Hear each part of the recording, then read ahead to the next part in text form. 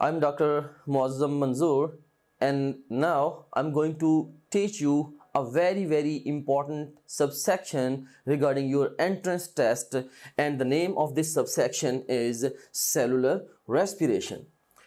First of all, I would like to give you the big picture of this particular subsection. इस subsection में सबसे पहले हम cellular respiration का overview discuss करेंगे and secondly we will discuss in detail the glycolysis और उसके बाद फिर हम पायरुविक एसिड ऑक्सीडेशन पे बात करेंगे and then we'll talk about the Krebs cycle in detail. Afterwards, we'll discuss electron transport chain and we will conclude our discussion with this subsection by discussing the energy calculations regarding the cellular respiration. Let's start off with the overview of cellular respiration. I have a question for you.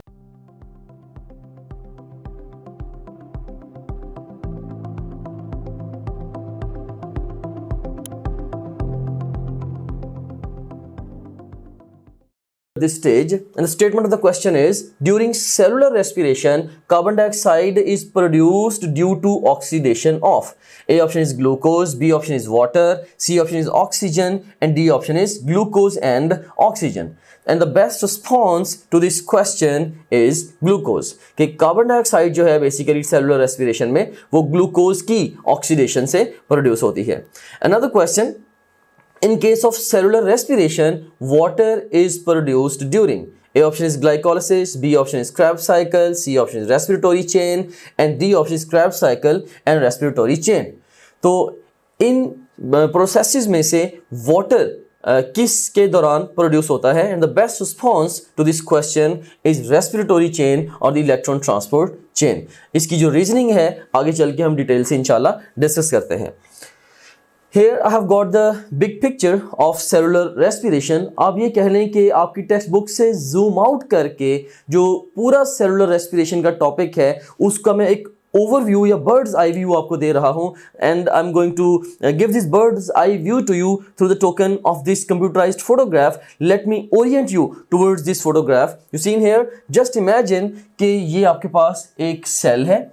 In this cell you have got this cytosol and then you have got this mitochondrion, right. So इसमें ये cytosol है और ये mitochondrion है और just imagine कि glucose it has entered into the cell. ये glucose basically कहाँ से आया है? ये ग्लूकोज आया है फ्रॉम द फूड. जिस फूड को हमने इंटेक किया था बेसिकली उस फूड की डाइजेशन के नतीजे में जो ग्लूकोज प्रोड्यूस हुआ that ultimately made its way to the blood और ब्लड से फिर अल्टीमेटली ये सेल के अंदर मे बी किसी भी सेल के अंदर you can assume that this is a liver cell, तो लिवर सेल के अंदर ये एंटर हो गया. ऑलराइट, अब जो ग्लूकोज है ग्लूकोज अब इसने डिफरेंट स्टेप्स डिफरेंट प्रोसेसेस से गुजरना है so as to give us the energy, right. So और तो इसमें अब देखें कि जो ग्लूकोज है first of all it will undergo glycolysis, right, and after glycolysis it will undergo the formation of acetyl CoA and afterwards it will undergo the Krebs cycle and then last of all will be having the electron transport chain. So ये 4 major processes हैं जो कि cellular respiration में involved हैं. Like first of all we have got the glycolysis, secondly we have got the formation of acetyl CoA, thirdly we have got the Krebs cycle and fourthly the electron transport chain. So ये 4 basic steps हैं, ये 4 basic processes हैं जिनसे ultimately जिनकी मदद से glucose ने हमें at the end of the day energy देनी है in the form of ATP और उसके अलावा साथ कुछ और प्रोडक्ट्स भी हमारे पास आएंगे. अब आप सोच सकते हैं कि आपने ग्लूकोज के एक मॉलिक्यूल के साथ सेल के अंदर बिजनेस किया है and when you do business what do you expect in return? Of course you expect the currency in return, right. So same idea glucose के साथ भी है. जब भी हम ग्लूकोज के साथ बिजनेस करते हैं इनसाइड अ सेल तो बेसिकली डिफरेंट प्रोसेसेस में आप कह लें कि एनर्जी करेंसी प्रोड्यूस होती है एंड समटाइम्स वो डायरेक्ट कैश की शक्ल में हमें मिलती है एंड समटाइम्स हमें चेक्स की शक्ल में मिलती है जिनको हम बाद में जाके बैंक में कैश करवा सकते हैं। Let me explain this thing to you with the help of this photograph. Just imagine कि glucose first of all it undergoes the glycolysis और इसके नतीजे में क्या बनता है, पायरुविक एसिड बनता है, राइट। सो ग्लूकोज के एक मॉलिक्यूल से दो मॉलिक्यूल बनेंगे पायरुविक एसिड के, और ये जो प्रोसेस है ये कहलाता है ग्लाइकोलिसिस। अब ग्लाइकोलिसिस के दौरान कुछ तो हमें डायरेक्ट करेंसी मिल गई, energy currency, that is ATP, और इसके अलावा कुछ NADH2 मॉलिक्यूल्स प्रोड्यूस हो गए, NADH2 मॉलिक्यूल्स जिन्होंने बाद में जाके later on electron transport chain से प्रोसेस होके हमें अल्टीमेटली एटीपी देनी है। इलेक्ट्रॉन ट्रांसपोर्ट चेन से प्रोसेस होके हमें एटीपी देनी है। ऑलराइट, उसके बाद फिर जो हर मॉलिक्यूल है पायरुविक एसिड का उसने कन्वर्ट होना है इनटू एसिटाइल कोए, राइट। और इस कन्वर्जन में कोई डायरेक्ट करेंसी हमारे पास नहीं आई, you seen here there is no direct ATP. हाँ, इस प्रोसेस के अंदर अगेन 2 NADH2 मॉलिक्यूल्स प्रोड्यूस हुए हैं from 2 molecules of the pyruvic acid, right. So her pyruvic acid के मॉलिक्यूल के अगेंस्ट जो कि एसिटाइल कोए में कन्वर्ट होता है 1 NADH2 बनता है। एनीवेज, सो 2 एसिटाइल कोए के मॉलिक्यूल्स बने और साथ 2 NADH2 प्रोड्यूस हुए। सो अगेन ये क्या है, ये चेक्स हैं एनर्जी के जिन्होंने बाद में जाके इलेक्ट्रॉन ट्रांसपोर्ट चेन में कैश होना है। So you can think of electron transport chain as the bank जहां से आपके चेक कैश होने हैं। एनीवेज, अब एसिटाइल कोए के हर मॉलिक्यूल ने अंडरगो करना है क्रैब साइकिल। अब क्रैब साइकिल के दौरान भी क्या होगा, क्रैब साइकिल के दौरान भी कुछ डायरेक्ट हमें करेंसी मिल जाती है एटीपीज की शक्ल में, और कुछ हमें चेक्स मिल जाते हैं in the form of FADH2s and the NADH2s। और फिर FADH2 और NADH2s के ये बेसिकली एनर्जी के चेक्स हैं। तो ये जो चेक्स हैं अगेन ये भी जाके बाद में इलेक्ट्रॉन ट्रांसपोर्ट चेन में प्रोसेस होंगे, अल्टीमेटली उससे भी हमें क्या मिलेगा, हमें ATP मिलेगी या एनर्जी करेंसी मिलेगी। सो आप ग्रॉसली इस तरह से सोच सकते हैं कि 3 मेजर स्टेप्स इन्वॉल्व हैं, राइट, इसमें एनर्जी की प्रोडक्शन में। Like you have the glycolysis, you have got the acetyl CoA formation and then you have got the Krebs cycle। In 3 steps में 2 वे से एनर्जी जनरेट हो सकती है। लाइक ग्लाइकोलिसिस में जो सबस्ट्रेट लेवल फॉस्फोरिलेशन पे डायरेक्टली भी एनर्जी प्रोड्यूस हो रही है, और इसके अलावा ये NADH2 प्रोड्यूस हो रहे हैं जिसके जरिए ऑक्सीडेटिव फॉस्फोरिलेशन से बाद में जाके एनर्जी प्रोड्यूस होनी है। सिमिलरली जो एसिटाइल कोए की फॉर्मेशन है इसमें देखें कि इसमें जो NADH2 प्रोड्यूस हो रहे हैं जिससे ऑक्सीडेटिव फॉस्फोरिलेशन से तो एनर्जी प्रोड्यूस होगी, लेकिन डायरेक्ट एनर्जी हमारे पास प्रोड्यूस नहीं हो रही सबस्ट्रेट लेवल पे। और उसके बाद फिर क्रैब साइकिल में अगेन 2 तरीके से एनर्जी प्रोड्यूस हो रही है, डायरेक्ट एनर्जी भी प्रोड्यूस हो रही है सबस्ट्रेट लेवल पे, राइट। और इसके अलावा फिर जो डिफरेंट कोएंजाइम्स प्रोड्यूस हो रहे हैं लाइक FADH2s या NADH2s जिनको हमने एनर्जी के चेक्स कहा है, तो अल्टीमेटली इन्होंने अंडरगो करनी oxidative phosphorylation in the electron transport chain जिसके नतीजे में फिर ATP प्रोड्यूस होगी। ऑलराइट, सो इसमें एक तो हमने ग्रॉसली ये देख लिया कि ग्लूकोज ने जब प्रोसेस होना है inside a cell aerobic respiration के नतीजे में, तो अल्टीमेटली 4 स्टेप्स के अंदर प्रोसेस होना है, या आप ये भी कह सकते हैं फॉर सेक ऑफ अंडरस्टैंडिंग कि 3 बेसिक स्टेप्स हैं, और इन 3 स्टेप्स में 2 वेज से यानी कि सबस्ट्रेट लेवल पे और ऑक्सीडेटिव फॉस्फोरिलेशन लेवल पे एनर्जी जो है वो प्रोड्यूस होनी है। ऑलराइट, सो अब इसके अलावा एग्जाम आपसे इन डिफरेंट रिएक्शंस की लोकेशन के बारे में क्वेश्चन पूछ सकता है। फॉर एग्जांपल, अब अगर ग्लाइकोलिसिस है तो ग्लाइकोलिसिस ने कहां पे होना है, it occurs in the cytoplasm. उसके बाद फिर फॉर्मेशन ऑफ एसिटाइल कोए है या क्रैब साइकिल है, तो ये जो रिएक्शंस हैं कहां पे हो रहे हैं, for all practical purposes they are occurring in the matrix, mitochondrial matrix. और उसके बाद फिर जो इलेक्ट्रॉन ट्रांसपोर्ट चेन है ये कहां पे हो रही है, this is occurring in the cristae of the mitochondria. अभी हम इन सारे के सारे प्रोसेसेस को इन डिटेल भी जाके देखेंगे, ये जस्ट मैं आपको एक क्रॉस सा ओवरव्यू दे रहा हूं, एक बिग पिक्चर दे रहा हूं। ऑफ कोर्स इस बिग पिक्चर के अंदर जो फाइनल डिटेल्स हैं हम अपनी रेस्ट ऑफ द डिस्कशन में इंशाल्लाह बिल्डअप करेंगे। ऑलराइट, सो इनकी लोकेशन के बारे में एग्जाम क्वेश्चन पूछ सकता है। सो आपको लोकेशन के बारे में मैंने बता दिया। इसके अलावा एग्जाम आपसे क्वेश्चन पूछ सकता है डिफरेंट अदर प्रोडक्ट्स के बारे में जो कि प्रोड्यूस होती हैं। For example, exam can ask from you कि most of the carbon dioxide वो कहां पे प्रोड्यूस हो रही है, तो best response to this question is Krebs cycle. आप देख भी सकते हैं कि जो सबसे ज्यादा जो कार्बन डाइऑक्साइड है वो क्रैब साइकिल के दौरान प्रोड्यूस हो रही है। और उसके बाद फिर इसके अलावा क्रैब साइकिल के अलावा क्या किसी और प्रोसेस में भी कार्बन डाइऑक्साइड प्रोड्यूस होती है? Answer is yes, during the formation of acetyl कोए। सो बेसिकली ये दो मेजर प्रोसेसेस ऐसे हैं, यानी कि formation of acetyl CoA and the Krebs cycle, जिसके दौरान कार्बन डाइऑक्साइड प्रोड्यूस होती है। और उसके अलावा if exam ask question from you कि ऑक्सीजन किस प्रोसेस में यूज होती है, best response to this question is electron. जैसे ही आप अपनी topgrade.bk की ब्राउजर ऐप में लॉगिन होंगे, आपको ये हमारा होम पेज नजर आएगा।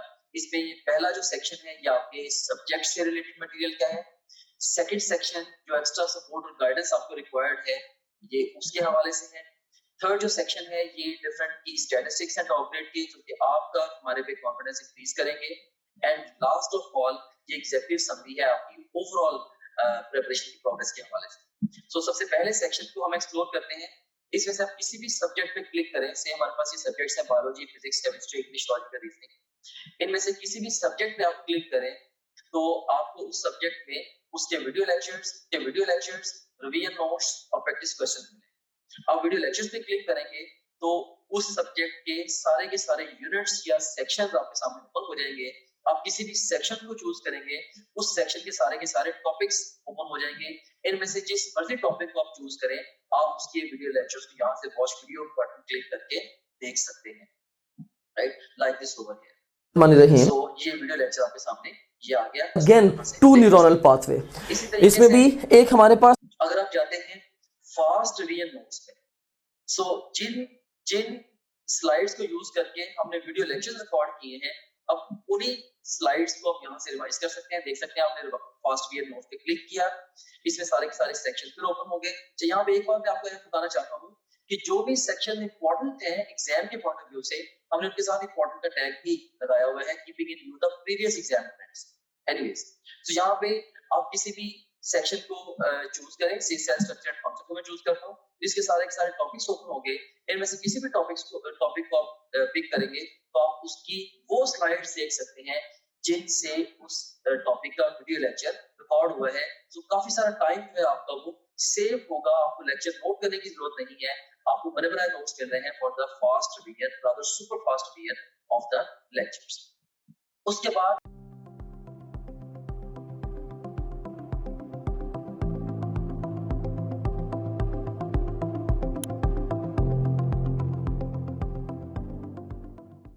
Transport chain. तो यहाँ पे आप देख सकते हैं कि इलेक्ट्रॉन ट्रांसपोर्ट चेन के दौरान ऑक्सीजन यूज हो रही है। और इसके अलावा अगर एग्जाम आपसे क्वेश्चन पूछता है कि वाटर किस प्रोसेस में प्रोड्यूस होता है, तो यू सीन हियर कि इलेक्ट्रॉन ट्रांसपोर्ट चेन के नतीजे में ही वाटर प्रोड्यूस होता है। सो यू सीन हियर कि वाटर की जो प्रोडक्शन है वो भी फिर इलेक्ट्रॉन ट्रांसपोर्ट चेन के साथ एसोसिएटेड है।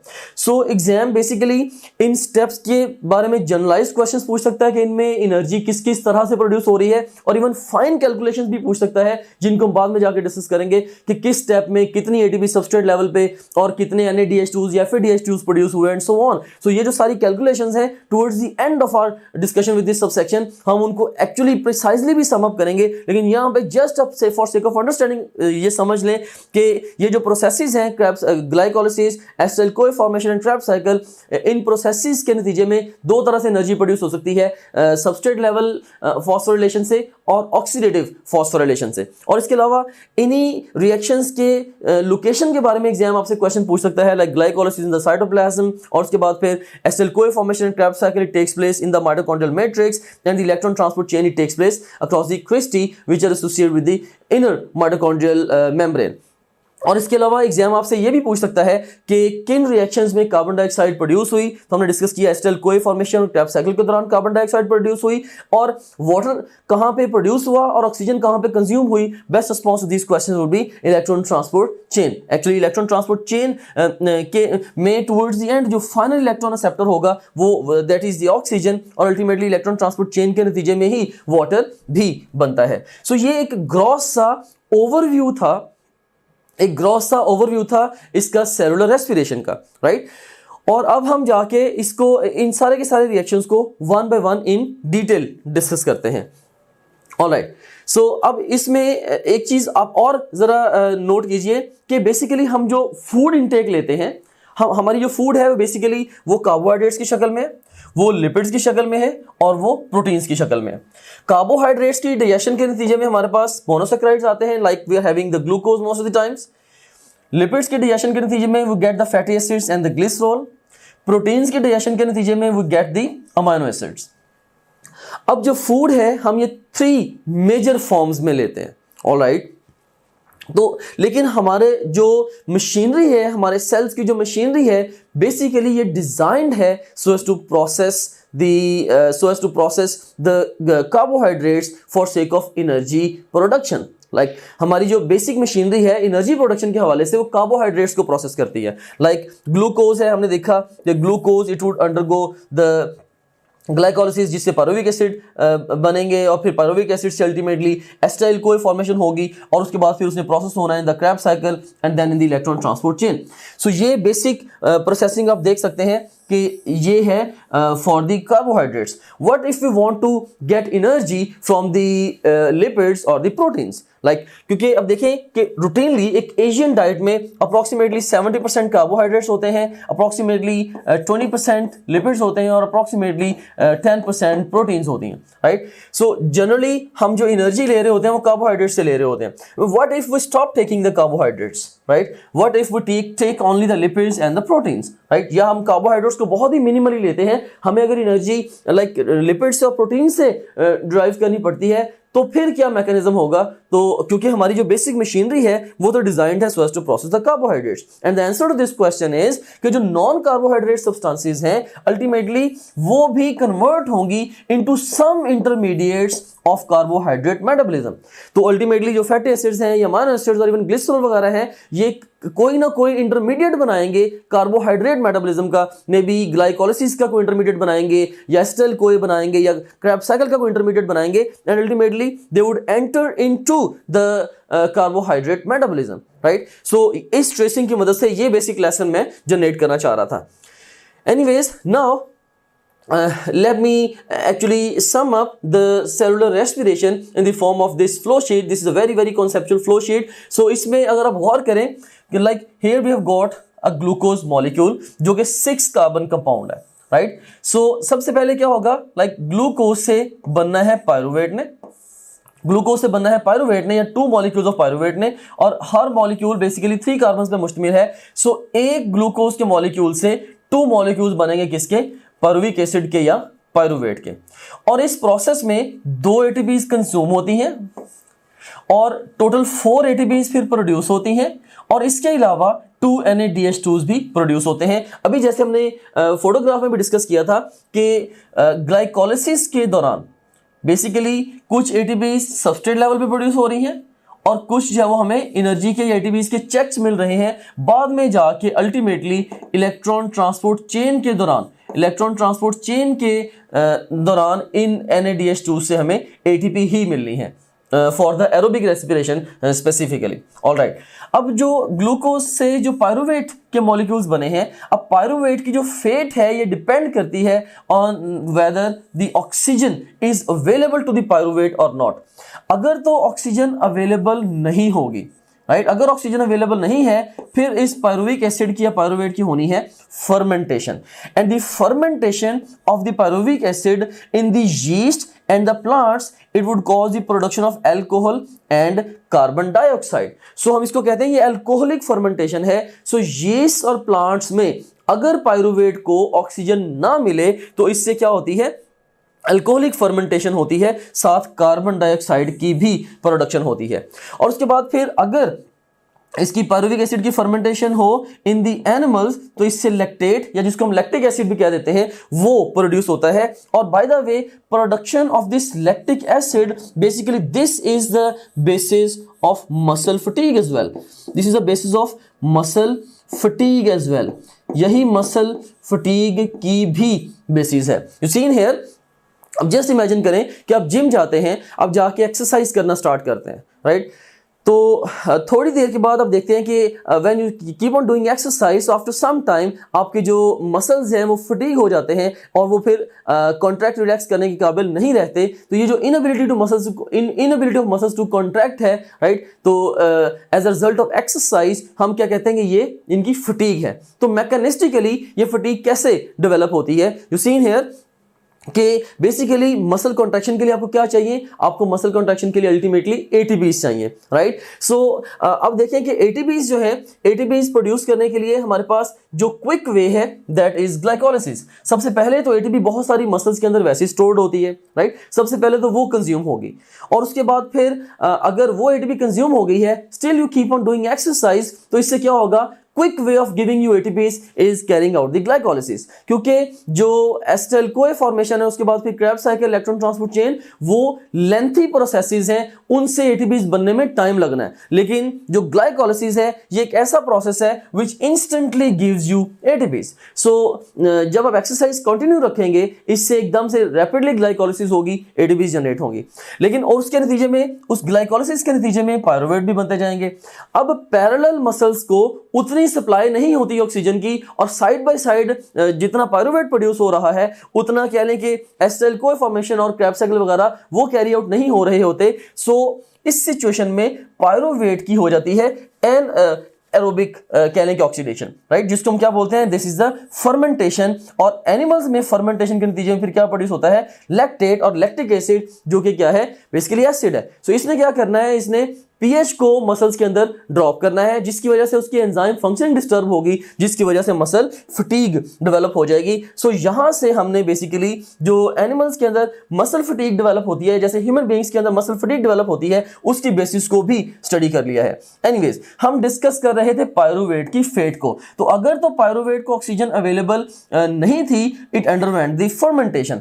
अगर पायरुवेट को ऑक्सीजन अवेलेबल है तो फिर onwards it would undergo the aerobic respiration, right? So ये जो respiration होगी onwards, ये सारी की सारी ये क्या है, ये aerobic respiration है, alright। सो अब बेसिकली होगा क्या कि हर पायरुविक एसिड का जो मॉलिक्यूल है उसने डीकार्बोक्सिलेशन अंडरगो करनी है और उससे क्या बनना है, हर एक मॉलिक्यूल से एक मॉलिक्यूल बनना है एसिटाइल कोए का, which is a 2 carbon compound. So you seen here, जो पायरुवेट है वो 3 कार्बन कंपाउंड है, एसिटाइल कोए 2 कार्बन कंपाउंड है। सो 2 मॉलिक्यूल्स पायरुवेट से 2 मॉलिक्यूल्स बनेंगे किसके, एसिटाइल कोए के, और इस प्रोसेस में 2 कार्बन डाइऑक्साइड के मॉलिक्यूल्स हैं वो निकल जाएंगे, साथ 2 NADH2s भी प्रोड्यूस होंगे। जहां पे आपने गौर किया है कि डायरेक्ट एटीपी आपके पास कोई भी नहीं आ रही।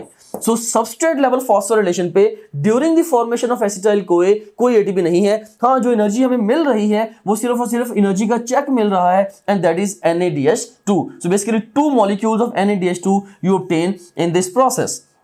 जब एक ग्लूकोज से जो पायरुवेट बनते हैं, यानी कि 2 पायरुवेट, जब उन 2 पायरुवेट से 2 एसिटाइल कोए बनेंगे तो अल्टीमेटली उससे जो NADH2s प्रोड्यूस होंगे वो भी 2 ही होंगे। यानी कि हर पायरुवेट की एसिटाइल कोए में कन्वर्जन के नतीजे में एक NADH2 ने प्रोड्यूस होना है। एनीवेज, अब ये जो एसिटाइल कोए के 2 मॉलिक्यूल्स बनेंगे, हर एक ने अंडरगो करना है कौन सा साइकिल, क्रेब्स साइकिल को अंडरगो करना है। और क्रेब्स साइकिल के दौरान अब क्या होगा, क्रेब्स साइकिल के दौरान अब अगेन कार्बन डाइऑक्साइड की भी प्रोडक्शन होगी, राइट। सो एक क्रेब्स साइकिल में basically 2 molecules of carbon dioxide produce होते हैं, जबकि जब 2 क्रेब्स साइकिल रन होंगे 2 एसिटाइल कोए के मॉलिक्यूल से, तो 4 कार्बन डाइऑक्साइड के मॉलिक्यूल्स हैं वो प्रोड्यूस होंगे, राइट। और इसके अलावा क्रेब्स साइकिल के दौरान क्या प्रोड्यूस होगा, कोएंजाइम्स या कह लें कि एनर्जी के चेक्स भी प्रोड्यूस होंगे, लाइक जो NADH2 है या FADH2s जो हैं ये भी इसके दौरान प्रोड्यूस होने हैं during the Krebs cycle. You seen here, अब देख सकते हैं कि एक क्रैब साइकिल में बेसिकली एक क्रैब साइकिल में आप कह लें कि 3 NADH2s प्रोड्यूस होते हैं और एक FADH2 प्रोड्यूस होता है। चूंकि हम बात कर रहे हैं 2 एसिटाइल कोए से क्रैब साइकिल की, तो इसमें इसमें ओवरऑल 6 NADH2s और 2 FADH2s प्रोड्यूस होंगे। और इसके अलावा हर क्रैब साइकिल में एक ATP का मॉलिक्यूल भी प्रोड्यूस होता है। सो 2 एसिटाइल कोए से चूंकि 2 क्रैब साइकिल रन होंगे तो इससे अल्टीमेटली 2 ATP के मॉलिक्यूल्स हैं वो भी प्रोड्यूस होंगे, राइट। सो एग्जैक्टली जो कैलकुलेशन क्वेश्चंस हैं इनको अगेन हम towards the end of our discussion with this subsection एक ही टेबल में सम अप भी करेंगे, लेकिन यहाँ पे जस्ट मैं आपकी ग्रॉस अंडरस्टैंडिंग के लिए बता रहा हूँ कि किस तरह से डिफरेंट स्टेप्स के अंदर अल्टीमेटली हमारे पास डायरेक्टली और इनडायरेक्टली एनर्जी आ रही है respectively via the substrate level phosphorylation and the oxidative phosphorylation. Alright, so इसमें अब देखें हमने 3 बेसिक स्टेप्स को पढ़ा है if we focus only on the aerobic respiration. So इसमें ये जो लाइन मैंने ड्रॉ की है इसके राइट हैंड साइड पे जो है ये एरोबिक रेस्पिरेशन है, राइट। लाइक एरोबिक रेस्पिरेशन में कौन कौन से प्रोसेस शामिल है, you seen here the glycolysis, then the formation of acetyl CoA and then the Krebs cycle, और इवन जो इलेक्ट्रॉन ट्रांसपोर्ट चेन है वो भी एरोबिक रेस्पिरेशन ही का पार्ट है। अगर ऑक्सीजन अवेलेबल होगी पैरेलल तो फिर ग्लाइकोलिसिस के बाद भी एसिटाइल CoA फॉर्मेशन और क्रेब्स साइकिल वगैरह ये होंगे। यहाँ पे एक बात रिमार्केबल है कि जो ग्लाइकोलिसिस है ये एरोबिक रेस्पिरेशन का पार्ट भी है। ये अलग बात है कि इसके कैरी आउट होने के लिए ऑक्सीजन रिक्वायर्ड नहीं है, लेकिन एरोबिक सेलुलर रेस्पिरेशन का पार्ट भी है। और इसके बाद अगर हम देखें एन एरोबिक रेस्पिरेशन को, राइट, सो ओवरऑल मैं एक और लाइन ड्रॉ करता हूं तो इस लाइन के जो लेफ्ट हैंड साइड पे जो स्टफ है this is basically representing the anaerobic respiration. इसमें आप देख सकते हैं we have got the glycolysis और उसके बाद इवन जो फर्मेंटेशन है वो भी एन एरोबिक रेस्पिरेशन ही का पार्ट कहलाएगी, राइट। सो ग्लाइकोलिसिस एट सेम टाइम ये एरोबिक और एन एरोबिक रेस्पिरेशन दोनों का ये पार्ट है। ऑलराइट, सो ये ओवरऑल एक बिग पिक्चर थी, एक ओवरव्यू था सेलुलर रेस्पिरेशन का। अब हम बेसिकली इन सारे के सारे स्टेप्स की निटी ग्रिटी में जाते हैं और बहुत फाइन जो क्वेश्चंस आपसे एग्जाम में पूछे जा सकते हैं उनसे रिलेटेड भी हम डिस्कशन करते हैं। So here I have got a question for you. In case of cellular respiration, carbon dioxide is produced during A option is acetyl CoA formation, B option is lactic acid fermentation, C option is alcoholic fermentation and D option is acetyl CoA formation and alcoholic fermentation। तो हमने acetyl CoA formation के दौरान देखा था कि carbon dioxide produce हो रही थी।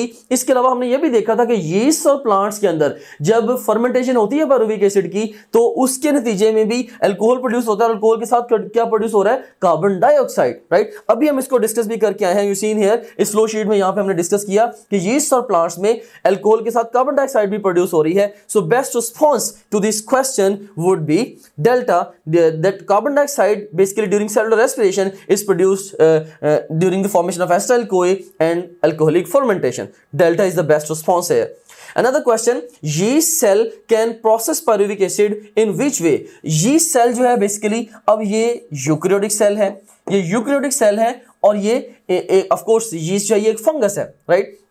सो अब यूकेरियोटिक सेल्स जो होते हैं अब उनमें बेसिकली यूकेरियोटिक होने का मतलब यह है कि उनके अंदर न्यूक्लियस है, जिसका ये भी मतलब है कि इवन जो मेम्ब्रेन बाउंड ऑर्गेनेल्स होंगे वो भी उसके अंदर होंगे, व्हिच मींस कि माइटोकॉन्ड्रिया भी उसके अंदर होंगे। इफ माइटोकॉन्ड्रिया इज देयर इसका मतलब है कि acetyl CoA formation, Krebs cycle, electron transport chain वगैरह भी हो सकते हैं, राइट। सो इसलिए अब अगर यीस्ट के बारे में आपसे पूछा जाए कि इसमें ये किस तरीके से जो यीस्ट है इस ये पायरुविक एसिड को प्रोसेस कर सकता है, तो अल्कोहलिक फर्मेंटेशन तो इसके अंदर हो ही सकती है अगर ऑक्सीजन अवेलेबल ना हो। लेकिन अगर ऑक्सीजन अवेलेबल होगी, चूंकि ये यूकेरियोटिक सेल्स हैं, तो फिर ये इवन एरोबिक सेलुलर रेस्पिरेशन भी कॉज करेंगे। तो इसमें देखिए कि alcoholic fermentation, yes alcoholic fermentation तो हो सकती है यीस्ट सेल के अंदर। सो पायरुविक एसिड एक तो अल्कोहलिक फर्मेंटेशन से प्रोसेस होगा, लैक्टिक एसिड फर्मेंटेशन ये एनिमल्स में होती है, यीस्ट में नहीं होती। This is not our answer. Even aerobic respiration भी हो सकती है if oxygen is available. So best response to this question is delta, जिसमें अल्कोहलिक फर्मेंटेशन और एरोबिक रेस्पिरेशन दोनों आते हैं। So pretty conceptual question, right? I hope that you understand the logic behind this question. So this was all about the overview of the cellular respiration, right? So just मैंने आपको overview दिया है। अभी rest of our discussion में जब हम जो remaining segments हैं इनको in detail discuss करेंगे तो आपकी बहुत और भी ज़्यादा clear understanding develop होगी regarding the cellular respiration. So let's start off with glycolysis. I have a question for you regarding glycolysis over here. The number of ATPs produced during preparatory phase of glycolysis is A option is 0, B option is 2, C option is 4, D option is 6, and the best response to this question is alpha, that is 0. Preparatory phase में कोई भी ATP produce नहीं होती बल्कि उल्टा ATPs consume हो रही होती हैं।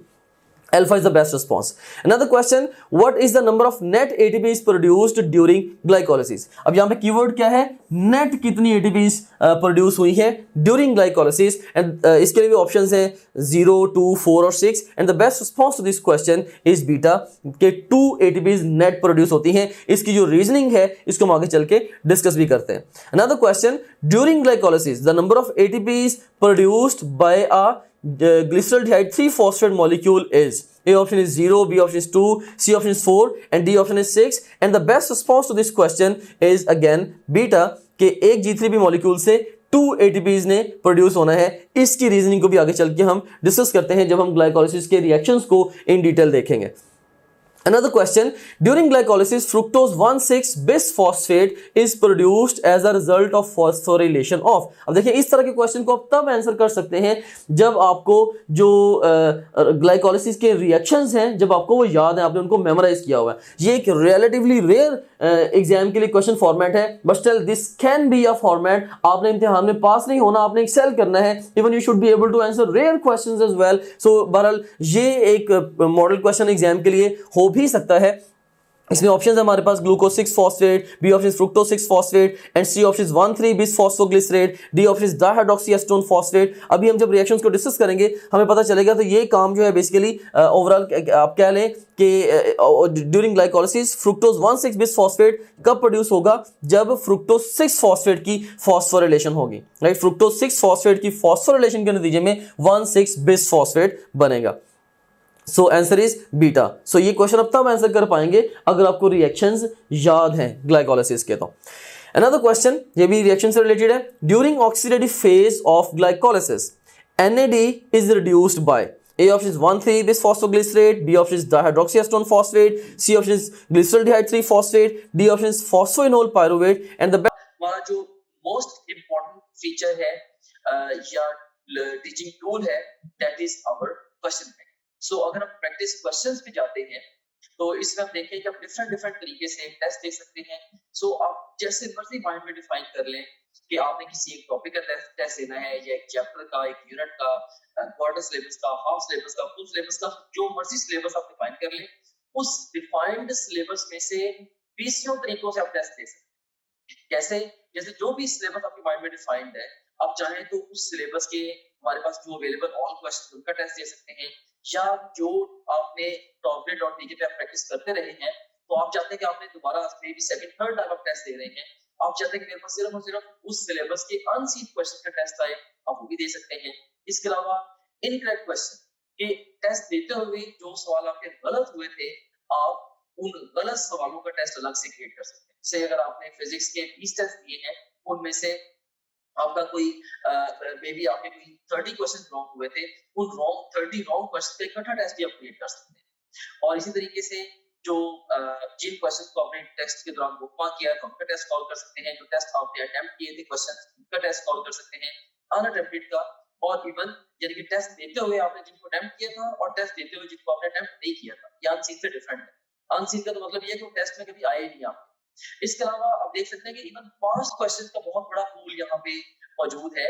अगर हम गौर करें, देखें कि ईकैट के, नम्स के, NMDCAT, AKU, MDCAT Punjab के और ईटा केपीके के, ये इवन जो पीएमसी के जो सैंपल पेपर्स हैं उनके टॉपिक वाइज पास्ट क्वेश्चंस देखें यहाँ पे मौजूद है ओवरऑल. अब किसी भी टैब पे क्लिक करें, सारे के सारे एक्चुअल पास्ट क्वेश्चंस जब वो आ जाएंगे. ऑफ कोर्स ये सारे के सारा बड़ा इंपॉर्टेंट टूल है क्योंकि पूरे पाकिस्तान से बड़े मेन एग्जामिनर्स ने, बड़े सीनियर एग्जामिनर्स ने ये डेवलप किया होगा.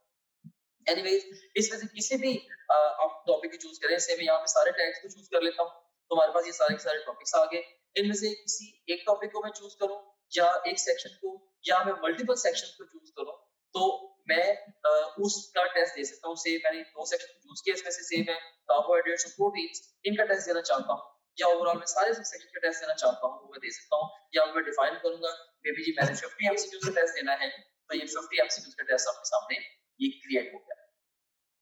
सो ये आपके सामने आ गई है जी टेस्ट की स्क्रीन, जिसमें आप देख सकते हैं कि ये ईटा केमिकल का पास्ट क्वेश्चन है, ये स्टेटमेंट है, ये ऑप्शंस हैं. इसमें ओवरऑल ये देखिए कि इसमें अगर हमने क्लिक किया तो आपका ये करेक्ट आंसर भी सामने आ गया. अगर आप इसकी एक्सप्लेनेशन देखनी है तो वो भी आप देख सकते हैं. इसके अलावा ये क्वेश्चन वेरीफाइड है बाय आवर टीम, इसको अगर आप चाहें बुक मार्क कर सकते हैं। इस क्वेश्चन से रिलेटेड डिफरेंट स्टैट्स यहाँ पे आ रहे हैं वगैरह वगैरह। यहाँ से आप नेक्स्ट क्वेश्चन पे जा सकते हैं, जरूरत पड़े तो आप यहाँ से प्रीवियस क्वेश्चन पे जा सकते हैं, और फिर अल्टीमेटली जब आप चाहें आप टेस्ट को फिनिश करके इवन रिजल्ट को भी व्यू कर सकते हैं। ऑलराइट, सो इस तरह से ये टेस्ट आपने इसको रिजल्ट को व्यू कर लिया। एनीवेज, इसके बाद अब हम चलते हैं दोबारा अपने होम पेज की तरफ। सो आप किसी भी जितने भी आपका सब्जेक्ट्स हैं, बायोलॉजी, फिजिक्स, केमिस्ट्री, इंग्लिश और लॉजिकल रीजनिंग, इन सब सब्जेक्ट्स के आप वीडियो लेक्चर्स, वीडियो नोट्स और अनलिमिटेड एमसीक्यू प्रैक्टिस यहाँ से कर सकते हैं। जितने भी आप प्रीवियस टेस्ट जो भी टेस्ट आपने दिए होंगे, अगर आप प्रीवियस टेस्ट पे क्लिक करेंगे वो सारे टेस्ट आपके यहाँ पे आ रहे होंगे। इसके अलावा जो आपकी जो ओवरऑल प्रोग्रेस है उसकी जो डिटेल है वो सारी की सारी यहाँ पे आ रही है।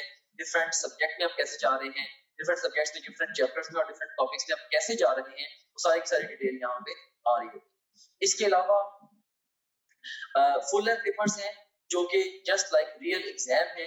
यहाँ से किसी भी फुल लेंथ पेपर को किसी भी टाइम पे लॉन्च कर सकते हैं, अपनी तैयारी के शुरू में या इवन मिड सेशन में जाके नियर द एग्जाम आप इन को जब चाहे आप अटेम्प्ट कर सकते हैं। उसके बाद फिर सपोर्ट मटेरियल है, इसमें एक वीडियो रिव्यूज हैं, डिफरेंट स्टूडेंट्स हैं जिन्होंने टॉप ग्रेड से पढ़ा, वो आपको गाइड कर रहे हैं हमारे सिस्टम के हवाले से भी, ओवरऑल तैयारी के हवाले से भी आप उन बच्चों से गाइडेंस ले सकते हैं। इसके अलावा हमारे ये टेस्टिमोनियल्स हैं जो पूरे पाकिस्तान में हजारों स्टूडेंट्स हमसे पढ़ रहे हैं, वो हमारे बारे में क्या कहते हैं उसकी डिटेल यहाँ पे आप देख सकते हैं। इसके अलावा सिलेबस यहाँ पे गिवन है, अगर आप कंटेंट देखना चाह रहे हैं हमारे कोर्स का, वो सारे के सारे यहाँ पे ओवरऑल जो विजिबल है। And in addition to that study schedules बड़ा एक अहम फीचर है, अहम मॉड्यूल है। इसमें 90 डेज, 60 डेज, 30 डेज और इवन 50 डेज का एनालिटिकल का स्केड्यूल मौजूद है। आप अपनी नीड के अकॉर्डिंगली जिस मर्जी स्केड्यूल को फॉलो कर सकते हैं, डिपेंडिंग अपॉन कि आप टाइम फ्रेम में किस जगह पे खड़े हैं। जैसे अगर आप एग्जाम, आपका एक महीने के बाद एग्जाम है, ऑफ कोर्स आप 30 डेज वाला प्लान फॉलो करेंगे। अगर आपके एग्जाम में 2 हफ्ते रहते हैं तो आप 15 दिन वाला प्लान फॉलो करेंगे एंड सो ऑन। सो इसमें हमने आपको ये बताया है, स्केड्यूल्स के अंदर ये गाइड किया है कि आपने गिवन टाइम को बेस्ट यूटिलाइज कैसे करना है। फिर इसके अलावा डाउनलोड्स का सेगमेंट है, जो भी डिफरेंट इंपॉर्टेंट कंटेंट है आपसे रिलेटेड, वो सारे के सारे आपको डाउनलोड्स में मिल जाता है। और इसके अलावा गाइडेंस वीडियोस काफी सारी इसके अंदर पड़ी हुई हैं, जो कि मैंने खुद रिकॉर्ड करके इसके अंदर डाली है। इसमें बहुत सारे हवालों से जनरल गाइडेंस आप इन वीडियो से ले सकते हैं। सो ये था हमारे पास ये हमारे पास गाइडेंस वीडियोस का ये सेगमेंट था। Okay, so this was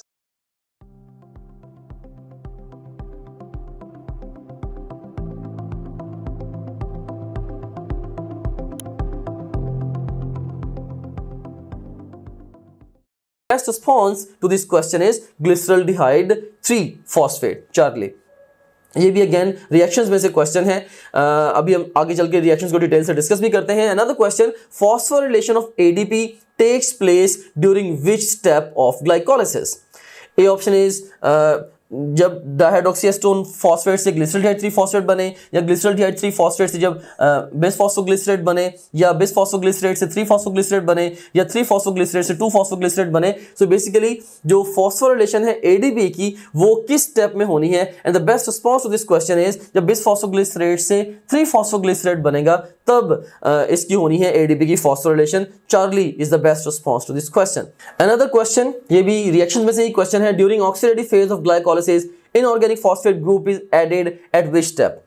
When dihydroxyacetone phosphate is converted to glyceraldehyde 3-phosphate, or when G3P or glyceraldehyde 3-phosphate is converted to bisphosphoglycerate, or when bisphosphoglycerate is converted to 3-phosphoglycerate, or when 3-phosphoglycerate is converted to 2-phosphoglycerate। तो basically inorganic phosphate group जो किस step पे add होगा? Best response to this question is G3P या glyceraldehyde 3-phosphate ने जब convert होना है into bisphosphoglycerate तो उस वक्त inorganic phosphate ने ऐड होना है। तो ये भी अगेन एक मेमोरी बेस्ड क्वेश्चन है from the glycolysis. Personally I don't like memory based questions, I always love concepts, I love logics, I love the understanding। लेकिन कई दफ़ा इस चीज़ों को मेमोराइज करना, क्रैम करना, ये एग्जाम की रिक्वायरमेंट है, राइट। सो बेसिकली जो MD कैट है ये या MCAT है, ये मौजम्स कॉलेज एडमिशन टेस्ट नहीं है, बेसिकली ये मेडिकल कॉलेजेस एडमिशन टेस्ट है, and you have to follow the directions of the exam and you have to fulfil the requirement of the exam, right. आपका काम क्या है, आपने एग्जाम की रिक्वायरमेंट को फुलफिल करना है, राइट। सो इसीलिए अगर एग्जाम की रिक्वायरमेंट है कि you have to memorise the stuff, you should memorise it because you have to excel on the exam. आपने एक्स्ट्रा ऑर्डिनरी मार्क्स लेने हैं, आपने जस्ट पास नहीं होना। Anyways, so best response to this question is beta. So अब हम बात करते हैं थोड़ी सी ग्लाइकोलिसिस के रिएक्शंस की। So basically grossly speaking जो ग्लाइकोलिसिस है इसके दो मेजर फेजेस हैं। एक इसका प्रेपरेटरी फेज है, राइट, लाइक ये जो फेज है इस डॉटेड लाइन से अबव, राइट, ये प्रेपरेटरी फेज है। और उसके बाद फिर ये वाला जो फेज है डॉटेड लाइन के बाद वाला, ये पे ऑफ फेज है। अब प्रेपरेटरी फेज में बेसिकली होता क्या है, like we have got a glucose molecule in there inside a cell. अब ग्लूकोज मॉलिक्यूल, सबसे पहले तो इस ग्लूकोज के मॉलिक्यूल की होनी है एक्टिवेशन। इसमें आप देखें कि पहली एटीपी यहां पे कंज्यूम हुई, अनदर एटीपी कंज्यूम हुई, और मल्टीपल स्टेप्स के अंदर क्या हुआ कि ग्लूकोज से बना फ्रुक्टोज 1,6 बिसफॉस्फेट। फ्रुक्टोज 1,6 बिसफॉस्फेट, जिसमें फॉस्फेट ग्रुप्स आप देख सकते हैं कि ये एंड्स पे अटैच्ड है। तो ग्लूकोज जो है ये भी 6 कार्बन कंपाउंड है, जबकि फ्रुक्टोज 1,6 बिसफॉस्फेट जो है ये भी 6 कार्बन कंपाउंड है। तो अब देखेंगे ग्लूकोज से जब फ्रुक्टोज 1,6 बिसफॉस्फेट बना तो इसमें 2 फॉस्फेट्स ऐड हो चुके हुए हैं। तो इसीलिए इसमें आप अज्यूम कर सकते हैं कि क्यों 2 ATPs जो हैं वो कंज्यूम हुई हैं। बहरहाल ये एक अनस्टेबल कंपाउंड है, ये ऑटोमेटिकली ब्रेक होगा into the dihydroxy acetone phosphate and glyceraldehyde 3 phosphate. तो इसने DHAP और ग्लिसरल्डिहाइड 3 फॉस्फेट बनाना है। तो डाइहाइड्रोक्सी एसीटोन फॉस्फेट ये भी 3 कार्बन कंपाउंड है, जबकि ग्लिसरल्डिहाइड 3 फॉस्फेट ये भी 3 कार्बन कंपाउंड है। ये दोनों ही 3 कार्बन कंपाउंड्स हैं। सो हर एक ग्लूकोज के मॉलिक्यूल से एक अनस्टेबल मॉलिक्यूल बनना है फ्रुक्टोज 6 बिसफॉस्फेट का, राइट। सो ये अनस्टेबल है, आप ये भी कह सकते हैं कि प्रॉपर मॉलिक्यूल नहीं है। एनीवेज फ्रुक्टोज 1,6 बिसफॉस्फेट ने बनना है, और उसके बाद फिर वो ऑटोमेटिकली स्प्लिट होगा into 1 molecule of each dihydroxy acetone phosphate and glyceraldehyde 3 phosphate. अब जो ग्लिसरल्डिहाइड 3 फॉस्फेट है ये सारे के सारा कन्वर्ट हो जाना है into the glyceraldehyde 3 phosphate, right. So इस सारे ने कन्वर्ट होना है into the glyceraldehyde 3 phosphate. So ultimately आप ये कह सकते हैं कि एक ग्लूकोज के मॉलिक्यूल से क्या बन गया, इससे 2 ग्लिसरल्डिहाइड 3 फॉस्फेट के मॉलिक्यूल्स बन गए, राइट। सो ये जो फेज है सारी की सारी ग्लिसरल्डिहाइड 3 फॉस्फेट के बनने तक, ये प्रेपरेटरी फेज है। इस फेज में 2 ATPs कंज्यूम हुई हैं। उसके बाद फिर हर एक मॉलिक्यूल ग्लिसरल्डिहाइड 3 फॉस्फेट का मल्टीपल स्टेप्स के अंदर इसने प्रोसेस होना है, और इस प्रोसेसिंग में क्या होगा, हर एक ग्लिसरल्डिहाइड 3 फॉस्फेट मॉलिक्यूल की प्रोसेसिंग के नतीजे में एक NADH2 बनेगा, राइट, और 1 और 2 ये 2 ATPs बनेंगी, राइट। सो इसका मतलब यह हुआ कि जब एक ग्लूकोज मॉलिक्यूल से 2 ग्लिसरल्डिहाइड 3 फॉस्फेट बनेंगे तो उसके नतीजे में 2 NADH2s बनेंगे और 4 ATPs बनेंगी, और अल्टीमेटली हमारे पास क्या आएगा, 2 मॉलिक्यूल्स ऑफ पायरुविक एसिड या पायरुवेट आएंगे, जो कि अगेन एक 3 कार्बन कंपाउंड है। सो अल्टीमेटली ये जो फेज है लाइक ग्लिसरल्डिहाइड 3 फॉस्फेट से ऑनवर्ड्स पायरुविक एसिड के बनने तक, हम इसको कहते हैं ये पे ऑफ फेज है। क्योंकि देखिए पहले ग्लूकोज की प्रेपरेशन हो रही थी, राइट, जिसमें ATP कंज्यूम हुई, और बाद में फिर पे ऑफ फेज में ATP या एनर्जी उल्टा प्रोड्यूस हुई है। तो हमने गौर किया कि एक ग्लूकोज मॉलिक्यूल की प्रेपरेटरी फेज में बेसिकली क्या हुआ, 2 ATPs कंज्यूम हुई। 2 ATPs जो हैं 2 ATPs ये कंज्यूम हुई, जबकि जो पे ऑफ फेज है, पे ऑफ फेज में टोटल हमने ये देखा एक ग्लूकोज मॉलिक्यूल से 4 ATPs प्रोड्यूस हुई हैं। 4 ATPs दे आर प्रोड्यूस्ड, और इसके अलावा 2 मॉलिक्यूल्स ऑफ NADH2 भी बनेंगे। I am talking about 1 glucose molecule, right. So इसका मतलब यह हुआ कि जो नेट गेन है ATPs का, that is 4 - 2 is equal to 2। Exam अगर आपसे क्वेश्चन पूछता है कि ड्यूरिंग ग्लाइकोलिसिस टोटल एटीपीज कितनी प्रोड्यूस हो रही हैं, बेस्ट रिस्पांस वुड बी 4, क्योंकि अल्टीमेटली 4 प्रोड्यूस हो रही हैं।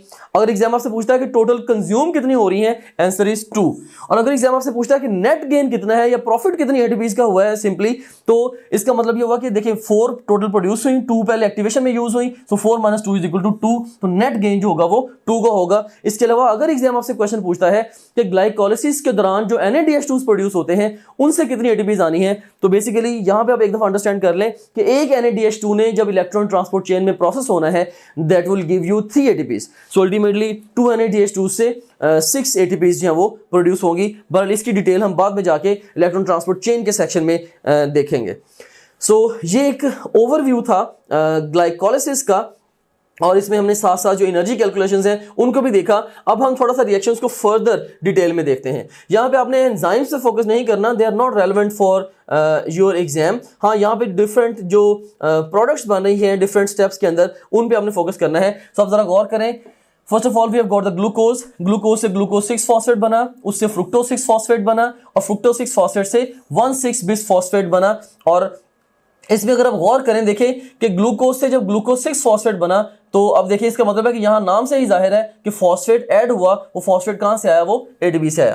फिर ग्लूकोज 6 फॉस्फेट से जब फ्रुक्टोज 6 फॉस्फेट बना, फोकस ऑन द फॉस्फेट्स, ना कोई फॉस्फेट ऐड हुआ ना रिमूव हुआ, तो यहां पे एटीपी की कोई भी रेलेवेंस नहीं है, ना एटीपी कंज्यूम हुई ना प्रोड्यूस हुई। उसके बाद फिर अगर आप गौर करें, फ्रुक्टोज 6 फॉस्फेट जब कन्वर्ट हुआ इनटू फ्रुक्टोज 1,6 बिस फॉस्फेट, तो इस प्रोसेस में भी आप देख सकते हैं कि एक फॉस्फेट ऐड हुआ है, तो इसका मतलब है कि यहां पे भी एक एटीपी जो है वो कंज्यूम हुई होगी। सो अगर आपको रिएक्शन याद नहीं भी है और एग्जाम आपसे क्वेश्चन पूछता है कि किस प्रोसेस में एटीपी यूज हो रही है या किस प्रोसेस में एटीपी प्रोड्यूस हो रही है, just by focusing on the phosphates आप बता सकते हैं कि इस प्रोसेस के अंदर मोस्ट प्रोबेबली एटीपी कंज्यूम हुई है या प्रोड्यूस हुई है। जैसे आप देखें, ग्लूकोज से ग्लूकोज 6 फॉस्फेट के बनने में देखिए फॉस्फेट ऐड हुआ, एटीपी कंज्यूम हुई। फ्रुक्टोज 6 फॉस्फेट से फ्रुक्टोज 1,6 बिस फॉस्फेट के बनने में देखिए फॉस्फेट ऐड हुआ, इसका मतलब एटीपी कंज्यूम हुई। ग्लूकोज 6 फॉस्फेट से फ्रुक्टोज 6 फॉस्फेट के बनने में देखें फॉस्फेट ना ऐड हुआ ना रिमूव हुआ, इसका मतलब है एटीपी भी ना ऐड हुई ना रिमूव हुई। एनीवेज, फ्रुक्टोज 1,6 बिस फॉस्फेट जो बना है, बेसिकली इसने फिर अल्टीमेटली ब्रेक होना है इनटू 2 मॉलिक्यूल्स, एक ग्लिसरॉल डिहाइड 3 फॉस्फेट और दूसरे नंबर पर डाइहाइड्रोक्सी एसीटोन फॉस्फेट। लेकिन अल्टीमेटली जो डाइहाइड्रोक्सी एसीटोन फॉस्फेट ने भी बनना है, उसने भी कन्वर्ट होना है इनटू ग्लिसरॉल डिहाइड 3 फॉस्फेट। और सो इससे अब ये कह सकते हैं कि ओवरऑल एक ग्लूकोज के मॉलिक्यूल से एक ग्लूकोज 6 फॉस्फेट, एक फ्रुक्टोज 6 फॉस्फेट, एक फ्रुक्टोज 1,6 बिस फॉस्फेट, और उससे फिर अल्टीमेटली 2 ग्लिसरॉल डिहाइड 3 फॉस्फेट बने हैं। और इसके अंदर जो कार्बन्स हैं वो 3 हैं, राइट। इससे पहले जितने भी कंपोनेंट्स हैं इन सब के अंदर जो कार्बन्स हैं वो 6 है, राइट। सो 2 मॉलिक्यूल्स बने हैं 3 कार्बन कंपाउंड के। और उसके बाद फिर ग्लिसरॉल डिहाइड 3 फॉस्फेट ने प्रोसेस होना है फर्दर। इसमें आप देखें कि 1,3 बिस फॉस्फो ग्लिसरेट बना, और इस प्रोसेस के अंदर क्या हुआ, NADH2 का मॉलिक्यूल भी एक प्रोड्यूस हुआ। सो जब 2 मॉलिक्यूल्स GLAP के कन्वर्ट होंगे इनटू 1,3 बिस फॉस्फोग्लिसरेट 2 मॉलिक्यूल्स, तो इस प्रोसेस के दौरान 2 NADH2 प्रोड्यूस होंगे। फिर 1,3 बिस फॉस्फोग्लिसरेट ने जब कन्वर्ट होना है इनटू 3 फॉस्फोग्लिसरेट, इस दौरान अगेन 2 मॉलिक्यूल से 2 ATPs प्रोड्यूस होंगी। फिर 3 फॉस्फोग्लिसरेट से 2 फॉस्फोग्लिसरेट ने बनना है, राइट। सिर्फ इसमें फॉस्फेट की जो पोजीशन है वो चेंज हुई है, नंबर चेंज नहीं हुआ। एनीवेज 2 फॉस्फोग्लिसरेट से फर्दर फॉस्फेनोल पायरुवेट ने बनना है, और फॉस्फेनोल पायरुवेट से सिंपल पायरुवेट ने बनना है। तो फॉस्फेनोल पायरुवेट से जब पायरुवेट बनता है उस वक्त भी एटीपीज प्रोड्यूस हो रही हैं। सो अगर हमारे पास 2 मॉलिक्यूल्स आ रहे हैं फॉस्फेनोल पायरुवेट के, उससे 2 मॉलिक्यूल्स पायरुविक एसिड के या पायरुवेट के आते हैं, उसमें फिर 2 एटीपीज प्रोड्यूस होनी है, राइट। सो इसमें भी आप देख सकते हैं कि टोटल 4 एटीपीज प्रोड्यूस हुई हैं और 2 ATPs जो है वो कंज्यूम हुई हैं। नेट गेन 2 ATPs का है। इसके अलावा 2 NADH2s भी प्रोड्यूस हुए हैं।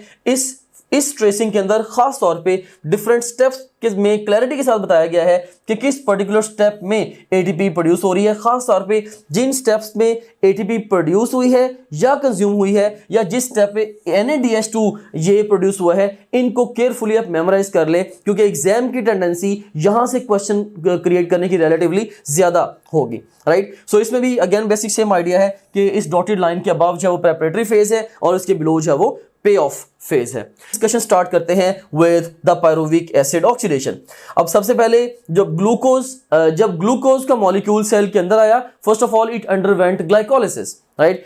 अब ऑक्सीजन की एब्सेंस में भी इवन इसने ग्लाइकोलिसिस अंडरगो की और उसके बाद फिर पायरुवेट बना। अब पायरुवेट फर्दर इसकी होनी है ऑक्सीडेशन। अब पायरुवेट को अगर तो ऑक्सीजन अवेलेबल नहीं है फिर इसकी फर्मेंटेशन होगी, राइट। और अगर इसको ऑक्सीजन अवेलेबल है तो फिर क्या होगा, फिर पायरुविक एसिड ऑक्सीडेशन होगी और एसिटाइल कोए की फर्दर आप कह लें कि फॉर्मेशन होगी। तो इसको भी हम आगे डिटेल से डिस्कस करते हैं। सो यू सीन हियर कि बेसिकली यहाँ पे हमारे पास एक पायरुवेट मॉलिक्यूल है, राइट। सो पायरुवेट मॉलिक्यूल के साथ कंबाइन होगा COASH, right.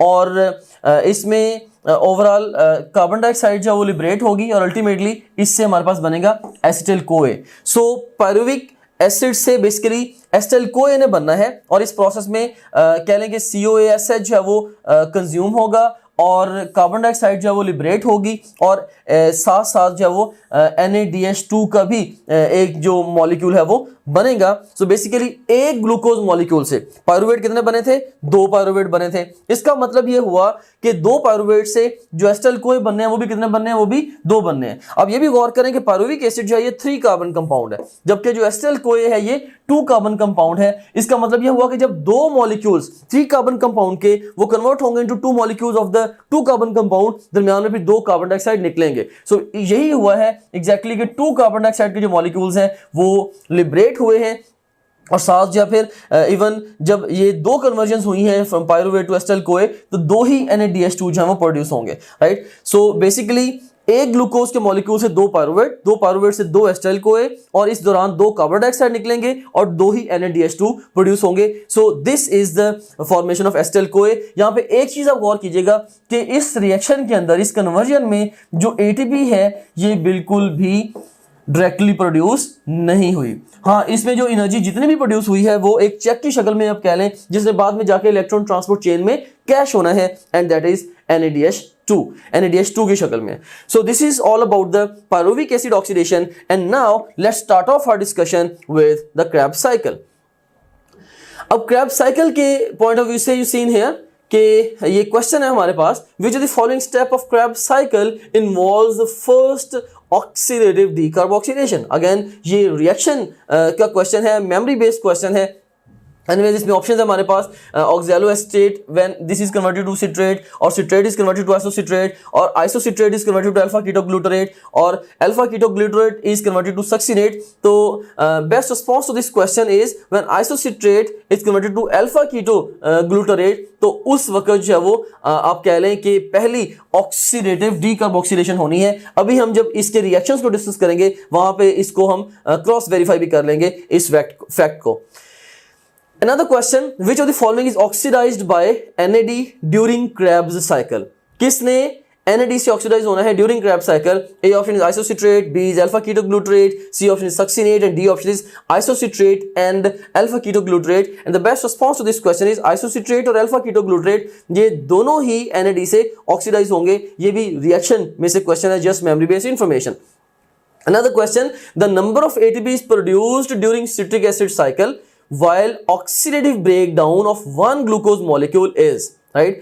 A option is 0, B option is 1, C option is 2, D option is 4, and the best response to this question is 2। क्योंकि यहाँ पे पूछा क्या गया है आपसे कि ऑक्सीडेटिव ब्रेकडाउन के दौरान एक ग्लूकोज मॉलिक्यूल की, बेसिकली एक ग्लूकोज मॉलिक्यूल से होना क्या है, 2 पायरुवेट बनने हैं, उससे 2 एसिटाइल कोए बनने हैं, उससे 2 ही क्रेब्स साइकिल रन होंगे। हर क्रेब्स साइकिल के अंदर बेसिकली एक एटीपी प्रोड्यूस हो रही होती है, तो एक ग्लूकोज से चूंकि 2 क्रेब्स साइकिल रन हुए उससे 2 एटीपीज प्रोड्यूस हुई हैं। बेस्ट रिस्पॉन्स इस क्वेश्चन का क्या होगा, चार्ली। अभी एनर्जी कैलकुलेशंस में हम इसको दोबारा जाके डिटेल से डिस्कस करेंगे, क्योंकि जो एनर्जी कैलकुलेशंस हैं ये कंफ्यूजिंग है थोड़ी सी, राइट। सो मैं आपको साइड बाय साइड भी एनर्जी कैलकुलेशंस के बारे में बता रहा हूं, लेकिन आई नो कि ये इन्फॉर्मेशन आपके माइंड में थोड़ी सी कन्फेबुलेट हो रही होगी, मिक्सअप हो रही होगी। तो इसी कन्फेबुलेशन को दूर करने के लिए, यानी कंफ्यूजन को दूर करने के लिए, towards the end of discussion मैंने सिर्फ और सिर्फ कैलकुलेशंस का एक सेगमेंट रखा है जहां पे हम प्योरली एनर्जी कैलकुलेशंस पर फोकस करेंगे, और इंशाल्लाह फिर इस तरह के जो क्वेश्चंस हैं आपको बिल्कुल भी कंफ्यूज नहीं करेंगे। Anyways best response to this question is Charlie.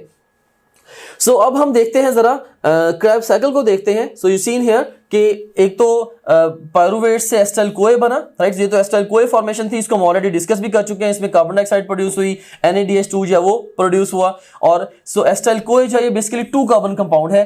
तो अब देखिए कि एस्टाइल कोए जो है इसने अल्टीमेटली कन्वर्ट होना है इनटू द सिट्रेट, राइट.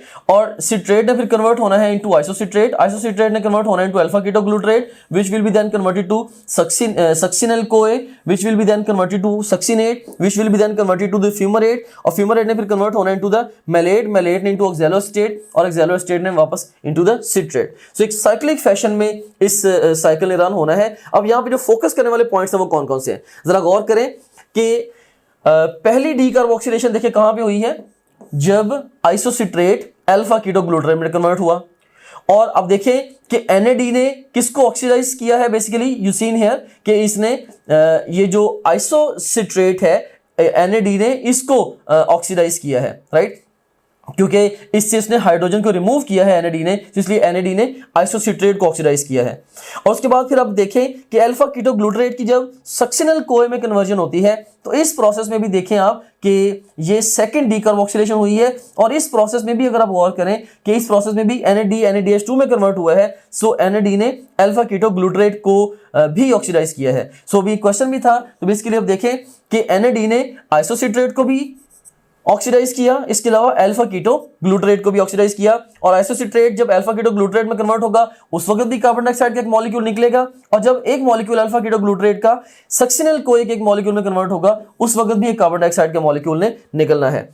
और उसके बाद फिर देखें कि सक्सिनल कोए ने जब सक्सिनेट में कन्वर्ट होना है इस प्रोसेस में GTP में बनना है, जिससे अल्टीमेटली जाके आपके पास ATP बनेगी, और ये वो ATP है जो कि सबस्ट्रेट लेवल फॉस्फोराइलेशन पे बनी है. सो ये भी एक इंपॉर्टेंट रिएक्शन है टू मेमोराइज कि ड्यूरिंग क्रैब साइकिल किस रिएक्शन में ATP ने प्रोड्यूस होना है. तो सक्सिनल कोए से सक्सिनेट जब प्रोड्यूस होगा इस प्रोडक्शन में या इस रिएक्शन में खासतौर पे ATP प्रोड्यूस होगी एट द सबस्ट्रेट लेवल. सो एक मॉलिक्यूल सक्सिनल कोए का जब एक मॉलिक्यूल सक्सिनेट में कन्वर्ट होगा तो एक ही ATP का मॉलिक्यूल जो है वो प्रोड्यूस होगा.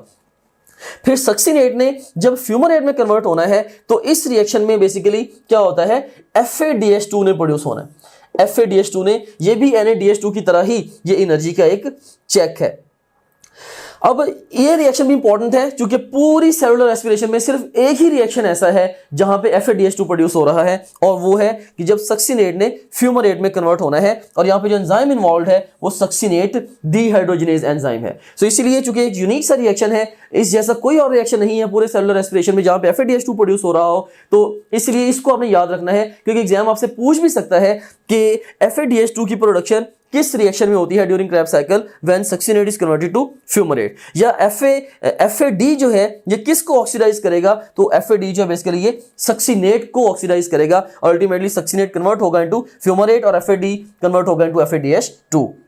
फ्यूमरेट ने फिर कन्वर्ट होना इनटू मेलेट, और मेलेट ने फर्दर फिर कन्वर्ट होना इनटू ऑक्सैलोएसीटेट. और इस प्रोसेस में भी क्या होगा, इस प्रोसेस में भी NAD ने रिड्यूस होना है इनटू NADH2. सो NAD ने क्या करना है, मेलेट को ऑक्सीडाइज करना है. सो ये भी आपने रिएक्शन याद रखना है. ये तीसरी वो जगह आई है जहां पे हमने देखा है कि NADH2 जो वो प्रोड्यूस हो रहा है, राइट. सो एक हमने देखा NADH2 कहां पे प्रोड्यूस हो रहा है, जब आइसोसिट्रेट अल्फा कीटोग्लूटरेट में कन्वर्ट हो रहा है.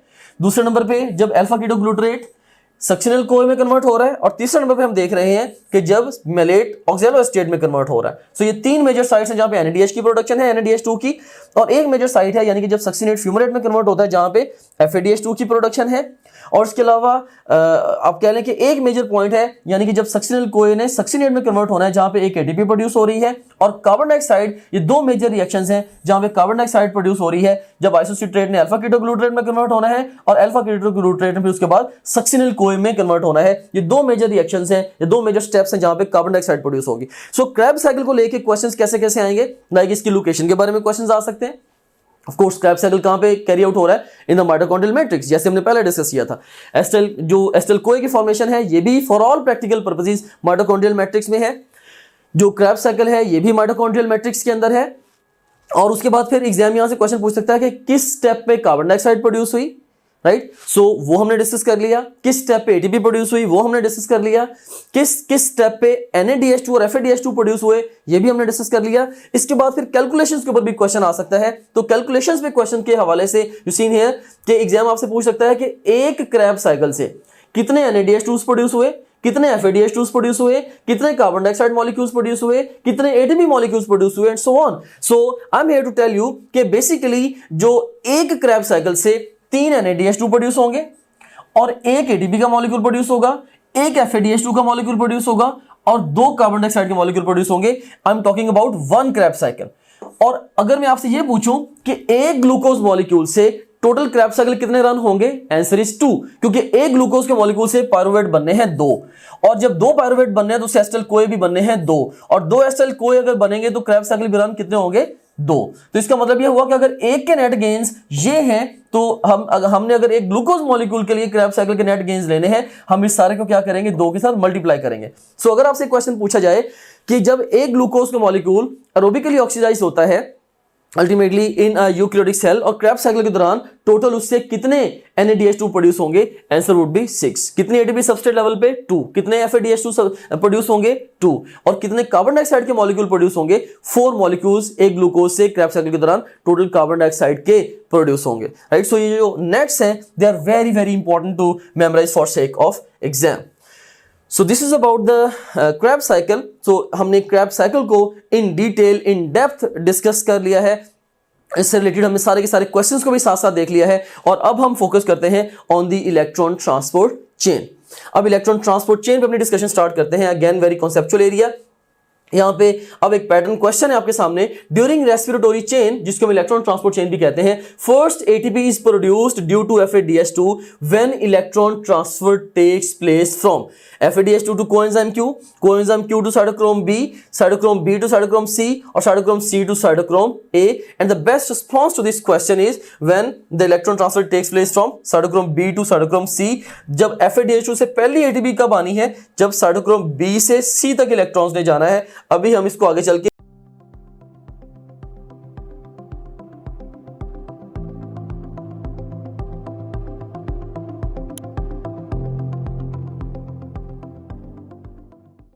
रिएक्शन में डिस्कस भी करते हैं, देख लेते हैं। Another question, during respiratory chain, cytochrome B can be oxidized by, right, FADH2, coenzyme Q, cytochrome C, FADH2 and coenzyme Q, and the best response to this question is cytochrome C, right, कि cytochrome B जो है वो उसने oxidise किससे होना है, cytochrome C से oxidise होना है। सो इसमें अब देखें कि हमारे पास ये इलेक्ट्रॉन ट्रांसपोर्ट चेन है। तो अभी तक हमने ये डिस्कस किया था, हमने जो रिएक्शंस डिस्कस किए हैं बेसिकली सबसे पहले हमने डिस्कस किया ग्लाइकोलाइसिस को। उसके दौरान 2 एनर्जी के चेक प्रोड्यूस हुए थे, 2 NADH2 मॉलिक्यूल्स एक ग्लूकोज मॉलिक्यूल से। फिर हमने सेकेंडली डिस्कस किया फॉर्मेशन ऑफ एसिटाइल कोए को। तो एक ग्लूकोज मॉलिक्यूल से 2 एसिटाइल कोए के मॉलिक्यूल बने, या एक ग्लूकोज मॉलिक्यूल से जो 2 पायरुवेट बने थे उससे 2 एसिटाइल कोए के मॉलिक्यूल बने। इस प्रोसेस में भी क्या हुआ, 2 NADH2 प्रोड्यूस हुए, वो भी एनर्जी के चेक्स हैं। इसके बाद फिर हमने ये भी देखा कि एक ग्लूकोज मॉलिक्यूल से अल्टीमेटली पायरुवेट और उसके बाद एसिटाइल कोए से इन टर्न जो क्रैब साइकिल रन हुए 2, तो उनके दौरान 6 NADH2 और 2 FADH2 मॉलिक्यूल्स बने थे। बेसिकली ये भी एनर्जी के चेक्स हैं। अब ये जितने भी चेक्स बने हैं इन डिफरेंट प्रोसेसेस के अंदर, राइट, जितने भी चेक्स बने हैं, वेदर वो ग्लाइकोलाइसिस है, वेदर वो फॉर्मेशन ऑफ एसिटाइल कोए है, वेदर वो क्रैब साइकिल है, अब ये सारे के सारे चेक कैश करवाने का टाइम आ गया है। और ये सारे कैश कहाँ पे होने हैं, इलेक्ट्रॉन ट्रांसपोर्ट चेन पे जाके कैश होने हैं। और इलेक्ट्रॉन ट्रांसपोर्ट चेन बेसिकली कहाँ पे कैरी आउट हो रही है, इलेक्ट्रॉन ट्रांसपोर्ट चेन जो है ये जो इनर माइटोकॉन्ड्रियल मेम्ब्रेन है उसके जो फोल्ड्स हैं क्रिस्टी के साथ एसोसिएटेड है F1 पार्टिकल्स के साथ एसोसिएटेड है cytochromes. So basically cytochromes of the F1 particles of the cristae of inner mitochondrial membrane, ये वो साइट है जहां पे इलेक्ट्रॉन ट्रांसपोर्ट चेन होनी है, right. So you seen here कि ओवरऑल जो इलेक्ट्रॉन ट्रांसपोर्ट चेन है ये माइटोकॉन्ड्रिया में होगी। माइटोकॉन्ड्रिया में कहां पे होगी, ये माइटोकॉन्ड्रिया में इनर मेम्ब्रेन पे, इनर मेम्ब्रेन में कहां पे होगी, इनर मेम्ब्रेन पे ये होगी on the folds of the inner membrane, जिनको हम बोलेंगे क्रिस्टी में कहां पे होगी, associate with the F1 particles. F1 particles में कहां पे होगी, with the on the cytochromes. So precisely speaking cytochromes वो साइट है जहां पे इलेक्ट्रॉन ट्रांसपोर्ट चेन होगी। सो अगर एग्जाम आपसे क्वेश्चन पूछता है कि where does the electron transport chain takes place, best response to this question would be cytochromes. अगर साइटोक्रोम लिस्ट पे नहीं है फिर F1 पार्टिकल्स को पिक कर दें, ये भी नहीं है फिर क्रिस्टी को पिक कर दें, ये भी नहीं है फिर इनर मेम्ब्रेन को पिक कर दें, और अगर ये भी लिस्ट पे नहीं है तो फिर आप इवन माइटोकॉन्ड्रिया को भी पिक कर सकते हैं, राइट। सो ऑफ कोर्स जिस तरह से क्वेश्चन आपसे पूछा जाएगा you are supposed to give the most specific answer in this particular situation. Alright, so अब इसमें अब हम डिस्कस करते हैं इलेक्ट्रॉन ट्रांसपोर्ट चेन को। तो बेसिकली जो साइटोक्रोम्स हैं ये इनर माइटोकॉन्ड्रियल मेम्ब्रेन पे बेसिकली ये high to low energy sequence में अरेंज्ड होते हैं, राइट। सो इसमें अब अगर आप गौर करेंगे डिफरेंट साइटोक्रोम्स हैं, like we have got different components of the electron transport chain over there. जैसे हमारे पास कोएंजाइम Q है, उसके बाद फिर साइटोक्रोम B है, फिर साइटोक्रोम C है, फिर A है और उसके बाद फिर A3 है। तो सबसे पहले तो जो इलेक्ट्रॉन ट्रांसपोर्ट चेन के जो कंपोनेंट्स हैं इसके सीक्वेंस को याद रखना इंपॉर्टेंट है। सो पहली तरह के जो क्वेश्चंस यहां से आते हैं वो सीक्वेंस के क्वेश्चंस आते हैं, सीक्वेंस के क्वेश्चंस आते हैं और वो डिफरेंट तरीके से पूछे जा सकते हैं, राइट। फॉर एग्जांपल एग्जाम आपसे पूछ सकता है कि इनमें से कौन सा कंपोनेंट हाईएस्ट एनर्जी लेवल पे है, कोएंजाइम Q, कौन सा लोएस्ट एनर्जी लेवल पे है, साइटोक्रोम A3, राइट। सो इस तरह से कोएंजाइम Q अपने इलेक्ट्रॉन्स किसको देगा, B को B किसको देगा, C को C किसको देगा, A को A किसको देगा, A3 को, ये भी सीक्वेंस के क्वेश्चंस हैं। या साइटोक्रोम A इलेक्ट्रॉन्स किससे लेगा, साइटोक्रोम C से किसको देगा, साइटोक्रोम A3 को, एंड सो ऑन, ये भी सीक्वेंस के क्वेश्चंस हैं। तो आपने एक तो सीक्वेंस को मेमोराइज कर लेना, राइट। सो इसमें सीक्वेंस मेमोराइज करने के लिए फॉर्मूला याद रख लें, QBC A and A3, right. So इस फॉर्मूला को ऐसा सच मेमोराइज कर लें, QBC A and A3, right. So ये सीक्वेंस है QBC A एंड A3। एक तो सीक्वेंस के क्वेश्चंस आ गए। सेकंड नंबर पे इसमें जो क्वेश्चंस आपसे पूछे जा सकते हैं वो ऑक्सीडेशन रिडक्शन के पूछे जा सकते हैं, ऑक्सीडेशन और रिडक्शन के क्वेश्चंस पूछे जा सकते हैं। तो आप रिकॉल करें कि ऑक्सीडेशन क्या है, बेसिकली एडिशन ऑफ ऑक्सीजन या removal of hydrogen and electrons, right. And reduction क्या है, रिमूवल ऑफ ऑक्सीजन या एडिशन ऑफ हाइड्रोजन और इलेक्ट्रॉन्स, राइट। सो इसमें अगर आप देखें कि बेसिकली फर्ज करें कि अगर कोएंजाइम Q से इलेक्ट्रॉन्स जो है वो साइटोक्रोम B की तरफ जा रहे हैं तो कोएंजाइम Q से इलेक्ट्रॉन्स रिमूव हो रहे हैं, राइट। तो एडिशन ऑफ ऑक्सीजन या रिमूवल ऑफ इलेक्ट्रॉन्स ये क्या है, ये होगी ऑक्सीडेशन। सो अगर मैं आपसे ये पूछूं कि कोएंजाइम Q को ऑक्सीडाइज कौन कर रहा है, तो साइटोक्रोम B चूंकि इससे इलेक्ट्रॉन ले रहा है वो इसको ऑक्सीडाइज कर रहा है, राइट, वो इसको ऑक्सीडाइज कर रहा है। और खुद चूंकि वो इलेक्ट्रॉन्स ले रहा है, चूंकि खुद इलेक्ट्रॉन्स ले रहा है तो ऑक्सीजन का देना या इलेक्ट्रॉन्स का लेना ये क्या है, ये रिडक्शन है, राइट। सो इस तरह इस कॉन्सेप्ट को यूज करते हुए आप सभी के बारे में क्वेश्चंस को आंसर कर सकते हैं कि कौन किसको ऑक्सीडाइज कर रहा है, कौन किससे ऑक्सीडाइज हो रहा है, राइट, या किसकी ऑक्सीडेशन हो रही है और किसकी रिडक्शन हो रही है। तो ये भी अल्टीमेटली जब आपको सीक्वेंस का पता है और ऑक्सीडेशन रिडक्शन की डेफिनेशंस का पता है, इस तरह के क्वेश्चंस को भी आप वेरी इजीली आंसर कर सकते हैं, राइट। और तीसरा नंबर पे यहाँ पे जो क्वेश्चन आपसे एग्जाम में पूछे जा सकते हैं वो आपसे पूछा जा सकता है कि एटीपी खास तौर पे किन स्टेप्स में प्रोड्यूस होती है, राइट। तो इसके लिए भी आप याद रख सकते हैं, यू सीन हियर कि इसके लिए आप मेमोराइज कर सकते हैं कि एक तो ओवरऑल आप कह लें कि एक तो कोएंजाइम Q से पहले NADH2 से बेसिकली जब NADH2 अपने इलेक्ट्रॉन्स कोएंजाइम Q को देगा, एक तो उस वक्त एटीपी प्रोड्यूस होती है। सेकेंडली जब B से C तक इलेक्ट्रॉन्स जाएंगे तब एटीपी प्रोड्यूस होगी। उसके बाद फिर साइटोक्रोम A3 के बाद, साइटोक्रोम A3 से बाद में जब वाटर बनेगा उस वक्त भी एटीपी प्रोड्यूस होती है। सो इसमें तीन मेजर पॉइंट्स है जहां पे एटीपी प्रोड्यूस हो रही है, कोएंजाइम Q से पहले और दूसरे नंबर पे साइटोक्रोम A3 के बाद में और उसके बाद फिर B और C के दरमियान, राइट। सो पहले से पहले, आखिरी के बाद में और B और C के दरमियान एटीपी प्रोड्यूस हो रही है, राइट। सो ये एटीपीज के बारे में एग्जाम क्वेश्चन आपसे पूछ सकता है। इसमें लाइक अब यहाँ पे मैं थोड़ा सा आपको रिलेट भी कर देता हूँ कि यू सीन हियर कि अभी हम डिस्कशन कर रहे थे एनर्जी के चेक्स की, राइट, कि FADH2 NADH2 जो प्रोड्यूस हुए थे उनसे इलेक्ट्रॉन ट्रांसपोर्ट चेन में कैसे एटीपी प्रोड्यूस होनी है। देखिए वो सारे की सारी एनर्जी के जितने भी चेक बने थे अल्टीमेटली वो आ जाएंगे, प्रोसेस होंगे इलेक्ट्रॉन ट्रांसपोर्ट चेन पे आके। तो NADH2 ने क्या करना है, इसने अपने जो इलेक्ट्रॉन, इसने अल्टीमेटली NADH2 ने NAD में कन्वर्ट होना और अपने इलेक्ट्रॉन्स इसने देने हैं किसको, कोएंजाइम Q को, राइट, और इस प्रोसेस में एक एटीपी प्रोड्यूस होगी। कोएंजाइम क्यू से इलेक्ट्रॉन्स जाएंगे साइटोक्रोम बी तक और अल्टीमेटली बी से सी तक जाएंगे, सी से ए तक और ए के बाद ए3 तक जाएंगे। अब ये सारे के सारे जो साइटोक्रोम्स हैं ये अरेंज्ड है from high to low energy level, लेकिन सारे स्टेप्स पे एटीपी प्रोड्यूस नहीं हो रही। बाकी जो स्टेप्स हैं जहां पे एटीपी प्रोड्यूस नहीं हो रही, क्या वहां पे एनर्जी इलेक्ट्रॉन्स रिलीज नहीं करते? नो, ऐसा नहीं है, एनर्जी रिलीज करते हैं लेकिन वो एनर्जी इतनी सफिशिएंट नहीं है कि उससे एटीपी जनरेट की जा सके, राइट। सो बहरहाल जहां पे एनर्जी डिफरेंस इतना सिग्निफिकेंट है दो साइटोक्रोम्स के दरमियान, लाइक साइटोक्रोम बी और सी के दरमियान, कि जो एनर्जी प्रोड्यूस हो रही है उससे प्रोटॉन पंपिंग हो सकेगी और एटीपी प्रोड्यूस हो सकेगी, तो सिर्फ वहीं पे एटीपी जनरेट होनी है, राइट। सो इसलिए आप देख सकते हैं कि किस तरह से NADH2, एक NADH2 के मॉलिक्यूल ने हमें कितने एटीपीज दिए? 1, 2 एंड 3, राइट। सो एटीपीज के बारे में एग्जाम आपसे क्वेश्चन पूछ सकता है स्ट्रेट अवे कि एटीपी किस इलेक्ट्रॉन ट्रांसफर में बेसिकली जो है वो एटीपी प्रोड्यूस हुई है, तो Q से पहले, A3 के बाद में और B और C के दरमियान। और इसके अलावा आपसे एग्जाम ये भी क्वेश्चन पूछ सकता है कि NADH2 या FADH2 इसके एक मॉलिक्यूल से कितनी एटीपीज प्रोड्यूस होंगी, इससे कितनी एटीपीज प्रोड्यूस होगी, एग्जाम आपसे ये भी क्वेश्चन पूछ सकता है। तो आप देख सकते हैं कि NADH2 के एक मॉलिक्यूल से 1, 2 एंड 3 तीन एटीपीज प्रोड्यूस हुई हैं, 1, 2 एंड 3 तीन एटीपीज प्रोड्यूस हुई हैं। जबकि अगर आप FADH2 के मॉलिक्यूल के ऊपर गौर करें तो ठीक है, FADH2 ने भी अपने इलेक्ट्रॉन्स कोएंजाइम Q को दिए हैं, लेकिन समहाउ एनर्जी डिफरेंस इतना ही नहीं है कि एटीपी प्रोड्यूस हो सके, या आप कह लें कि जो पहले नंबर वाली जो एटीपी जनरेटिंग मेल थी तो उसको बाईपास कर दिया FADH2। या आप ये भी समझ सकते हैं कि ये एक ही चेक है जो जिसके लिए जो कैश है वो 3 हिस्सों में डिवाइड होकर मिलता है, राइट, 3 काउंटर्स में मिलता है। ये एक ही चेक है NADH2 और इसके लिए जो कैश है वो 3 काउंटर्स पे मिलना है बैंक से, राइट। सो फर्स्ट काउंटर पे, सेकंड, थर्ड काउंटर।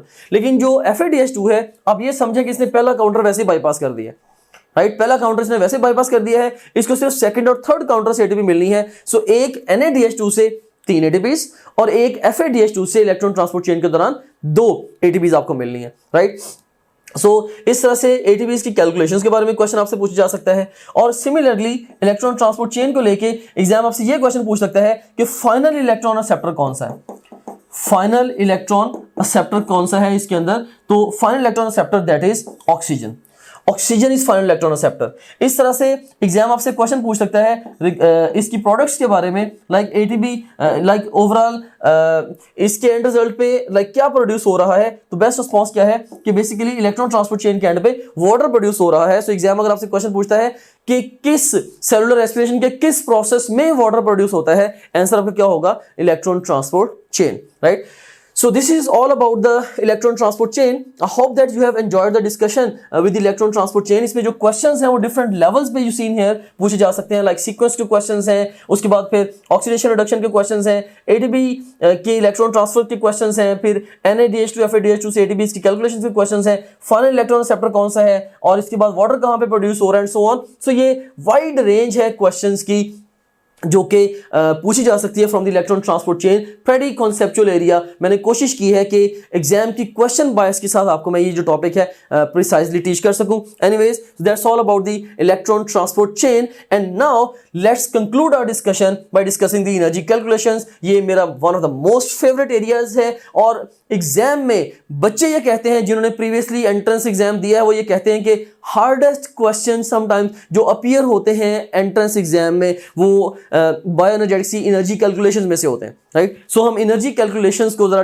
डिटेल से डिस्कस करते हैं। I am talking about the energy calculations of the cellular respiration specifically. So इससे पहले कि हम एनर्जी कैलकुलेशंस को बहुत ज्यादा डिटेल में डिस्कस करें, I would like to ask many questions from you, right. और यहां पे इन क्वेश्चंस का जो मकसद है पूछने का, या इन बेताशा क्वेश्चंस को पूछने का मकसद ये है कि मैं आपके माइंड में मैक्सिमम ओवरऑल कंफ्यूजन जनरेट कर सकूं और आपको बता सकूं, रियलाइज करवा सकूं कि कहां पे आपकी वीकनेस है। और उसके बाद जब हम इंशाल्लाह इन सारे क्वेश्चंस को आंसर करने के लिए एंड पे सिर्फ एक टेबल कंस्ट्रक्ट करेंगे, जब आप उस एक टेबल को अंडरस्टैंड कर लेंगे, ये हर तरह के क्वेश्चंस को आंसर करना एग्जाम में आपके लिए बहुत ही आसान हो जाएगा, right. So but conventionally I would like to create confusions first, only then I will fix those confusions. क्योंकि मैं ये समझता हूं कि अगर मैं स्ट्रेट अवे आपको वो टेबल करवा दूंगा, राइट, तो उससे क्या होगा, आप अपनी वीकनेसेस को आइडेंटिफाई नहीं करेंगे और मे बी आप उस टेबल को भी उस तरह नहीं कंप्रीहेंड कर पाएंगे और यूज कर पाएंगे जैसे आपको करना चाहिए. दैट्स व्हाई मेरा यही स्टाइल है, I create confusions and then I try to fix those confusions and that's how I develop understanding of my students and that's how I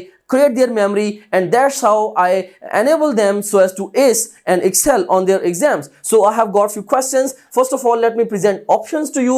A option is 0, B option is 2, C option is 4, D option is 6, E option is 10, F option is 12 and G option is 24. पहली statement है हमारे पास, what is the total number of ATPs produced due to glycolysis of a glucose molecule during substrate level phosphorylation and oxidative phosphorylation. देखिए आपको पूछा गया total ATPs पूछी गई और वो पूछी गई ग्लाइकोलिसिस के दौरान और पूछी गई सबस्ट्रेट लेवल फॉस्फोरिलेशन की भी और ऑक्सीडेटिव फॉस्फोरिलेशन लेवल दोनों को मिला के. तो best response to this question would be E. 10 total ATPs produce होंगी. क्यों? क्योंकि इसमें ओवरऑल 4 जो है वो कह लेंगे 4 एटीपीज प्रोड्यूस हुई थी टोटल सबस्ट्रेट लेवल पे और 2 NADH2 प्रोड्यूस हुए थे जिससे हर एक से 3 एटीपीज आई थी. तो 6 कह लें कि ऑक्सीडेटिव फॉस्फोरिलेशन लेवल पे, तो कलेक्टिवली कितने हो गए? टोटल 10 हो गए. ऑलराइट, उसके बाद फिर what is the net gain of ATPs produced during glycolysis. अब ड्यूरिंग ग्लाइकोलिसिस बेसिकली सिर्फ सबस्ट्रेट लेवल फॉस्फोरिलेशन वाली एटीपीज आएंगी, क्योंकि इसमें भी आपको खास तौर पे मेंशन नहीं किया गया कि इसमें ऑक्सीडेटिव भी साथ ही शामिल है.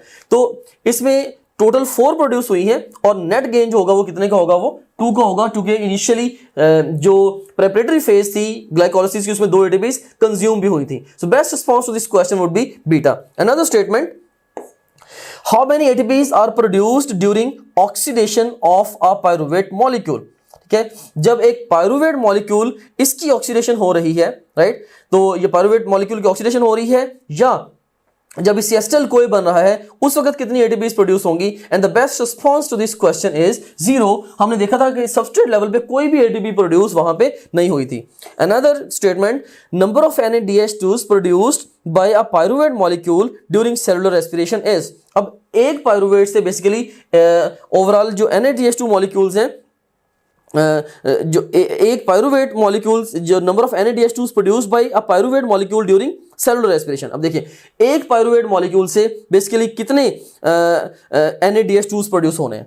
अब जरा गौर कीजिएगा कि एक पायरुवेट ने पहले कन्वर्ट होना है, पायरुवेट ने कन्वर्ट होना है इनटू द एस्टाइल कोए. तो इस प्रोसेस में एक NADH2 प्रोड्यूस हुआ, एक NADH2 प्रोड्यूस हुआ और उसके बाद फिर जो एस्टाइल कोए है इसने अंडरगो करना है क्रैब साइकिल और क्रैब साइकिल के दौरान कितने NADH2 प्रोड्यूस हुए? 3 NADH2 प्रोड्यूस हुए. सो इसका मतलब ये हुआ कि जब एक पायरुवेट मॉलिक्यूल जो है, जब इसने सेलुलर रेस्पिरेशन अंडरगो करनी है पायरुवेट मॉलिक्यूल ने, इससे 1, 3 और 1 4, टोटल 4 NADH2 प्रोड्यूस होंगे. So Charlie would be the best response to this question.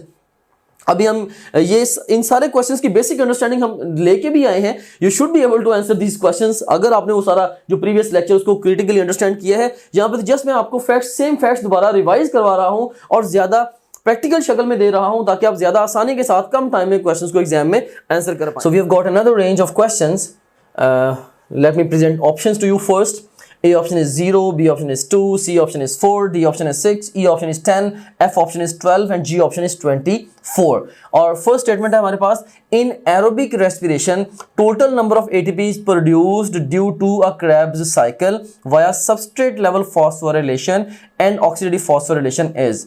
सो इसमें आप देखेंगे कि एक तो टोटल नंबर ऑफ ATPs पूछी गई हैं, सेकेंडली एक Krebs साइकिल में पूछी गई हैं और थर्डली सबस्ट्रेट और ऑक्सीडेटिव फॉस्फोरिलेशन लेवल दोनों को मिला के पूछी गई हैं. So let's calculate.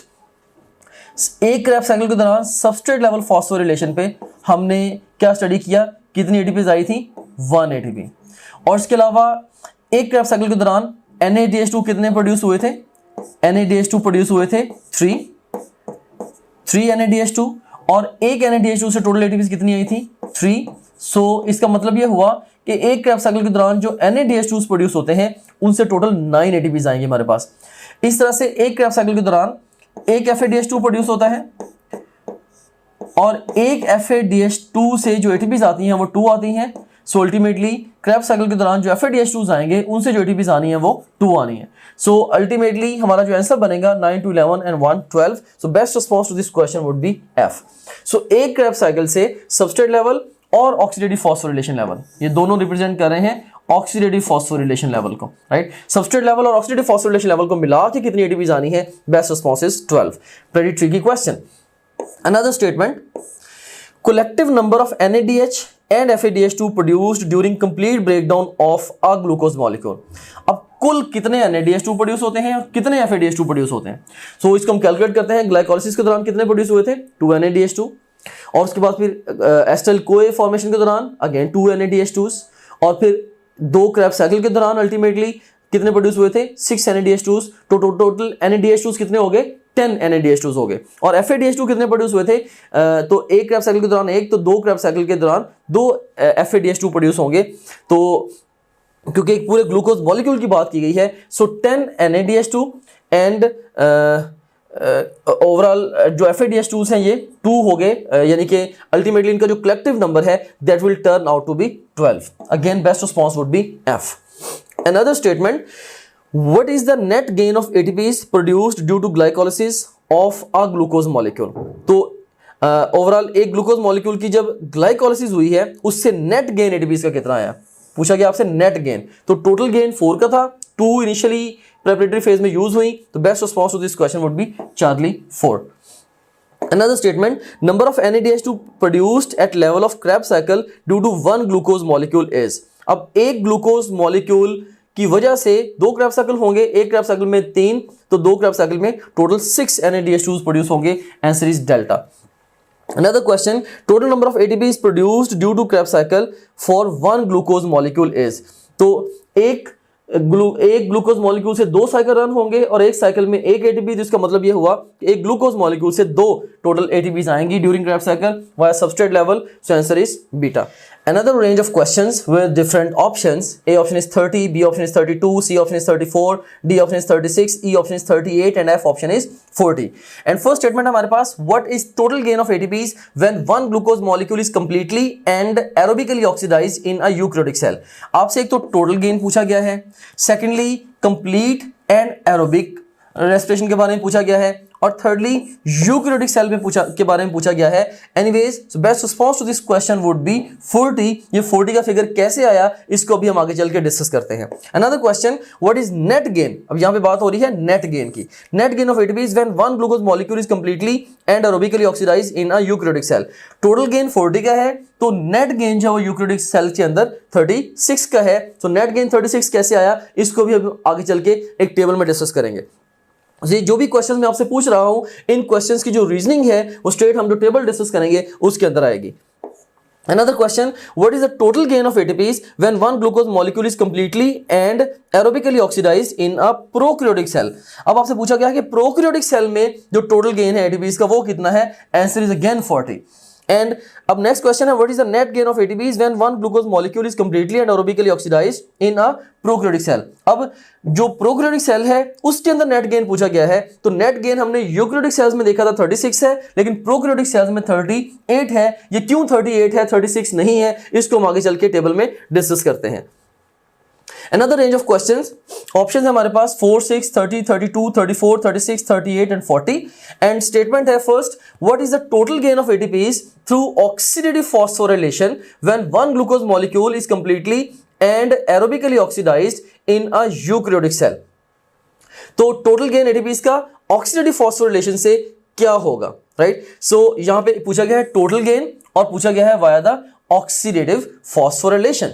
And the best response to this question is, इसमें अगर आप देखें कैलकुलेट हम इसको करते हैं कि ऑक्सीडेट ओवरऑल इसमें देखें कि NADH2 टोटल कितने प्रोड्यूस हुए हैं? 10 NADH2 प्रोड्यूस हुए हैं,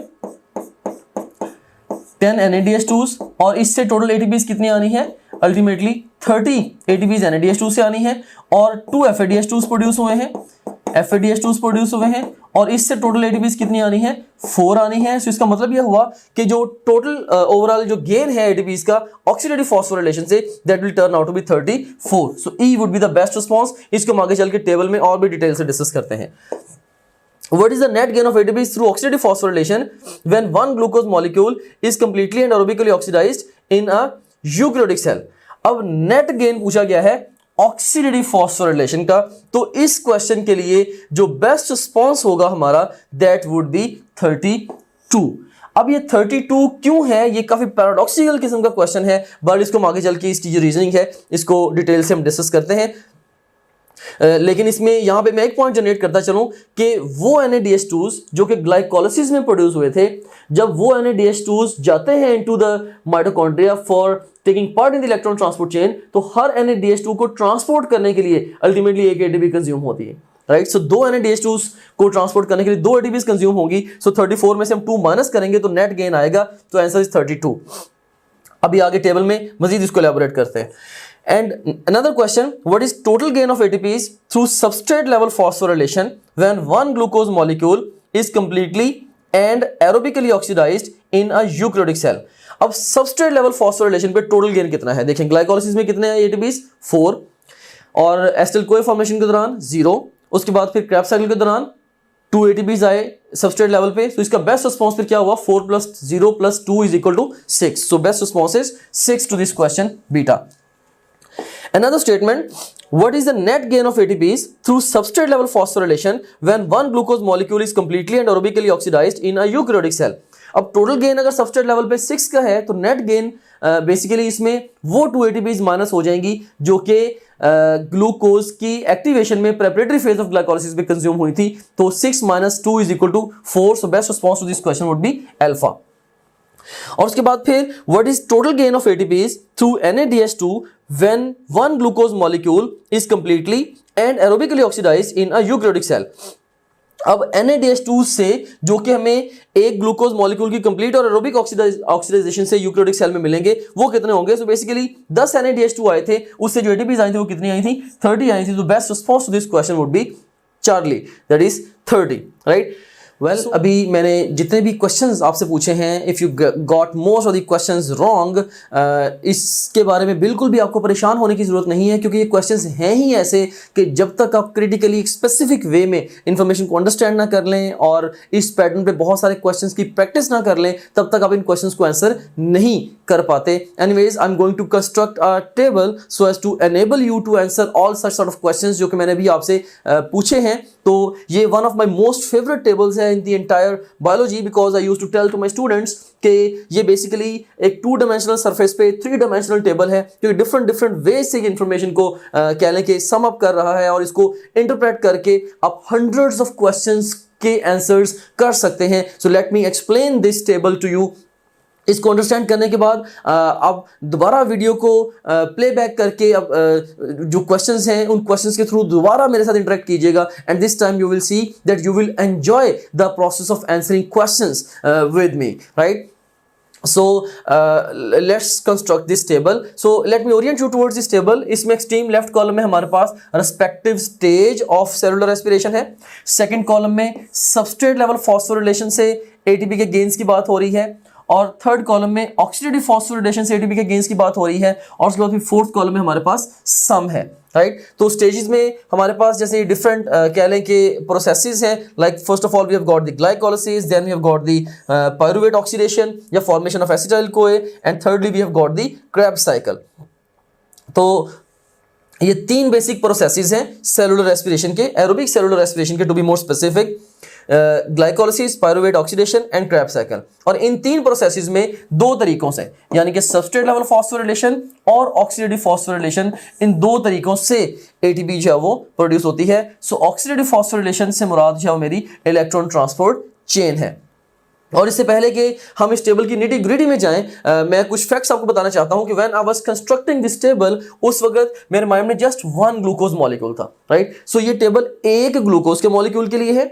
सो हर जगह पे हम जब रिलेट कर रहे होंगे तो बेसिकली हम एक ग्लूकोज मॉलिक्यूल का रेफर कर रहे होंगे। एंड सेकेंडली, ये table net gains of ATPs के साथ डील करेगा। टोटल जो गेन्स हैं मैं आपको साइड बाय साइड ब्रैकेट में बताता जाऊंगा, लेकिन अल्टीमेटली जो स्ट्रेट ये टेबल है ये नेट गेन्स के लिए है। सो हम नेट गेन्स पे ज्यादा फोकस करेंगे, तो अल्टीमेटली वहीं से आप टोटल गेन्स को भी अल्टीमेटली खुद ही कैलकुलेट कर पाएंगे अगर एग्जाम में क्वेश्चन अपीयर होता तो। उसके बाद फिर ये एरोबिक रेस्पिरेशन के लिए टेबल है पूरे का पूरा, तो सो ये भी आप फैक्ट माइंड में रखिएगा। अगर कहीं पे एग्जाम में क्वेश्चन आपके एनारोबिक रेस्पिरेशन का अपीयर होता है तो उसको कैसे आंसर करना है वो भी मैं आपको भी बता देता हूं इस टेबल को यूज करते हुए। और उसके बाद फिर ये जो टेबल है ये यूकैरियोटिक सेल के बारे में है, जो प्रोकैरियोटिक सेल का डिफरेंस होगा वो भी मैं आपको साइड बाय साइड बता दूंगा। Alright, so first of all let's talk about the glycolysis. अब ग्लाइकोलाइसिस के दौरान सबस्ट्रेट लेवल फॉस्फोरिलेशन से हमने डिस्कस किया था टोटल एटीपीज कितनी प्रोड्यूस हुई थी 4, और ग्लूकोज की एक्टिवेशन में प्रेपरेटरी फेज ऑफ ग्लाइकोलाइसिस में कितने एटीपीज कंज्यूम हुई थी, आंसर इज 2। सो जो नेट गेन है हमारे पास 4 - 2 = 2। सो जब एक ग्लूकोज का मॉलिक्यूल ग्लाइकोलाइसिस अंडरगो करेगा तो नेट गेन एटीपीज का जो होगा वो सबस्ट्रेट लेवल पे वो 2 एटीपीज का होगा और टोटल गेन 4 का होगा। उसके बाद फिर एक ग्लूकोज का मॉलिक्यूल जब ग्लाइकोलाइसिस अंडरगो करता है और उससे 2 मॉलिक्यूल्स पायरुवेट के बनते हैं, इस प्रोसेस में टोटल 2 NADH2 प्रोड्यूस होते हैं और एक NADH2 से इलेक्ट्रॉन ट्रांसपोर्ट चेन में बेसिकली 3 एटीपीज आनी है, तो 2 से टोटल 6 एटीपीज आएंगी। लेकिन चूंकि ये जो NADH2 हैं ये प्रोड्यूस हो रहे हैं साइटोप्लाज्म में, तो साइटोप्लाज्म से जब इन्होंने जाना है इनटू द माइटोकॉन्ड्रिया, जब इन्होंने जाना है इनटू द माइटोकॉन्ड्रिया, तो अल्टीमेटली इस ट्रांसफर में 2 एटीपीज जो वो यूज होने हैं। सो इसीलिए जो नेट गेन आएगा 6 - 2 = 4 आएगा। सो वो NADH2s जो कि हमें ग्लाइकोलाइसिस के दौरान मिलते हैं उनकी इलेक्ट्रॉन ट्रांसपोर्ट चेन के दौरान ऑक्सीडेटिव फॉस्फोरिलेशन से टोटल 6 और नेट 4 हमें एटीपीज मिलनी है उनसे, राइट। और यहाँ पे अगर ये तो है प्रोकैरियोटिक यूकैरियोटिक सेल के बारे में, अगर प्रोकैरियोटिक सेल हो तो हमें पता है कि प्रोकैरियोटिक सेल्स के अंदर माइटोकॉन्ड्रिया नहीं होते क्योंकि मेम्ब्रेन बड़ा ऑर्गेनेली है। इसका मतलब ये हुआ कि जो प्रोकैरियोटिक सेल है उनके अंदर होना क्या है, उनके अंदर जो कह लें कि उनके अंदर जो ये एरोबिक रेस्पिरेशन है, इवन इसके एंजाइम्स भी या तो उनके किसी मेम्ब्रेन के साथ एसोसिएटेड होंगे, राइट, जैसे सेल मेम्ब्रेन के साथ एसोसिएटेड होंगे या डिसॉल्व्ड इन द साइटोप्लाज्म होंगे, राइट। सो उनमें ये जो ट्रांसफर के लिए जो 2 एटीपीज लगने हैं फिर वो नहीं लगते। तो in case of prokaryotic cells वो NADH2 जो कि ग्लाइकोलाइसिस से प्रोड्यूस होते हैं उनका नेट गेन भी 6 का है और टोटल गेन भी 6 का है। तो यही बेसिस है कि जो नेट गेन है वो प्रोकैरियोटिक सेल का जो यूकैरियोटिक सेल से बाय 2 एटीपीज ज्यादा है। हाँ, टोटल गेन दोनों का 40 है। सो इसको हम आगे चल के फर्दर और भी एक एंगल से डिस्कस करेंगे। सो बहरहाल यहाँ पे हम यूकैरियोटिक सेल को डिस्कस कर रहे हैं तो answer would be 4, net gain 4 का है। तो अब देखें कि ग्लाइकोलाइसिस के नतीजे में सबस्ट्रेट लेवल और ऑक्सीडेटिव फॉस्फोरिलेशन लेवल दोनों को मिला के हमारे पास जो टोटल एटीपीज आई है वो कितनी आई है 6 + 4 = 10। लेकिन हम नेट गेन के साथ डील कर रहे हैं तो नेट गेन हमने देखा 4 + 2 = 6 का है। फिर पायरुवेट ऑक्सीडेशन के दौरान हमने देखा था कि सबस्ट्रेट लेवल फॉस्फोरिलेशन पे कोई भी एटीपी प्रोड्यूस नहीं हुई। हाँ, जब एक ग्लूकोज के मॉलिक्यूल से 2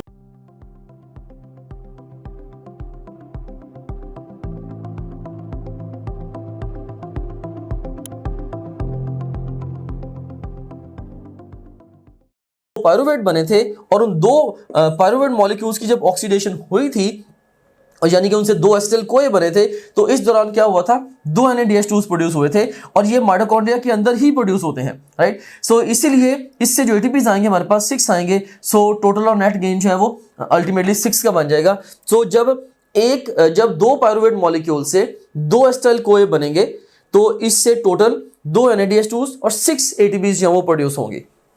और उसके बाद फिर if you talk about the Krebs cycle तो हमें पता है कि एक एसिटाइल कोए से एक क्रेब्स साइकिल और एक ग्लूकोज से चूंकि 2 एसिटाइल कोए बनते हैं तो उससे 2 क्रेब्स साइकिल रन होंगे। तो 2 क्रेब्स साइकिल से बेसिकली क्या होगा सबस्ट्रेट लेवल फॉस्फोरिलेशन से 2 एटीपीज प्रोड्यूस होंगी, one in each Krebs cycle.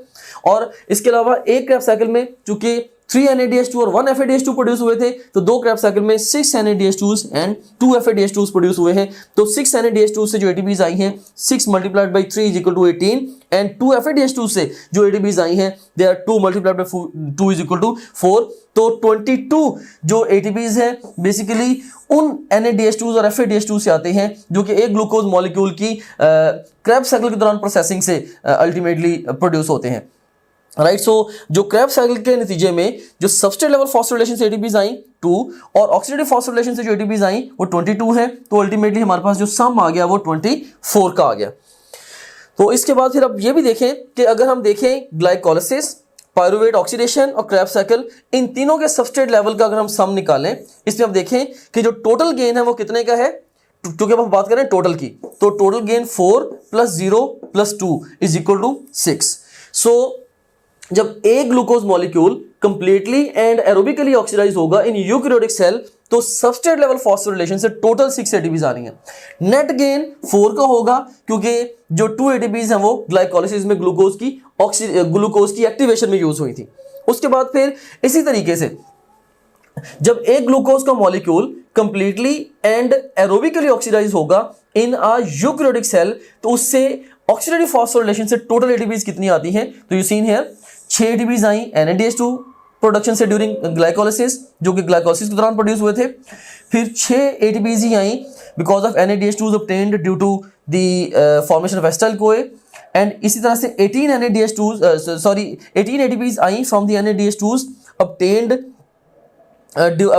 from the NADH2s which are obtained during the Krebs cycle, और फिर 4 ATPs जो है वो प्रोड्यूस हुई हैं basically due to the FADH2s obtained during the Krebs cycle। सो अल्टीमेटली हमारे पास जो कह लें कि सम आया 6 + 6 + 18 + 4 = 34। तो ये तो है टोटल गेन।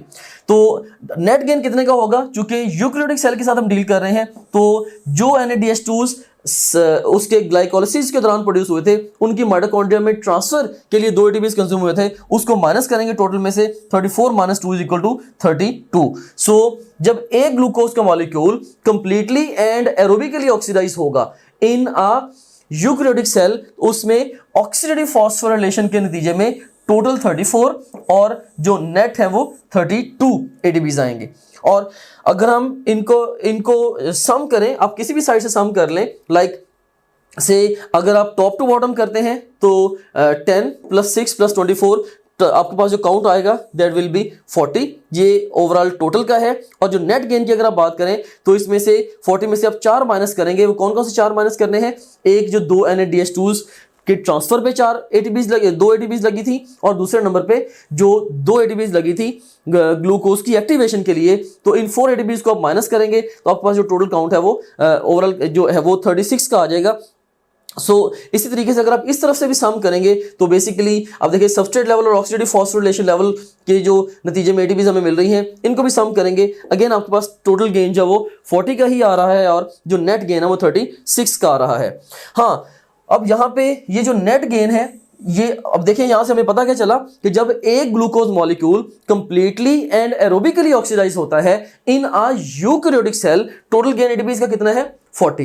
प्रोकैरियोटिक सेल में टोटल गेन कितना है, वो भी 40 है। हाँ, नेट गेन यूकैरियोटिक सेल में 36 है, चूंकि 4 एटीपीज माइनस हुई, जबकि प्रोकैरियोटिक सेल में जो ये वाली 2 एटीपीज हैं ये माइनस नहीं होनी, तो इसीलिए प्रोकैरियोटिक सेल्स में जो नेट गेन आ जाएगा वो 38 का आ जाएगा। तो ये एक पैराडॉक्सिकल फैक्ट है कि प्रोकैरियोटिक सेल में जो नेट गेन है वो बाय 2 एटीपीज ज्यादा है as compared to the prokaryotic cell, as compared to the eukaryotic cell, sorry, right. So ये बेसिकली एनर्जी कैलकुलेशंस के हवाले से कुछ चीजें थी। अब यहाँ पे मैं एक चीज आपको और बता दूं कि अगर एग्जाम आपसे कई दफा क्वेश्चन पूछता है कि एनाएरोबिक रेस्पिरेशन की बात करता है, तो बेसिकली इस पूरे टेबल के अंदर जो ये वाला पर्टिकुलर चैम्बर है, राइट, ये वाला जो चैम्बर है, this is dealing with the anaerobic respiration. क्योंकि एनाएरोबिक रेस्पिरेशन में ना तो एसिटाइल CoA फॉर्मेशन होनी है, ना ही क्रेब्स साइकिल होना है, उसके अंदर सिर्फ और सिर्फ ग्लाइकोलाइसिस होनी है। सो एनाएरोबिक रेस्पिरेशन के नतीजे में एक ग्लूकोज मॉलिक्यूल से टोटल 4 एटीपीज और नेट गेन जो वो 2 एटीपीज का आना है। तो बाकी सारे का सारा टेबल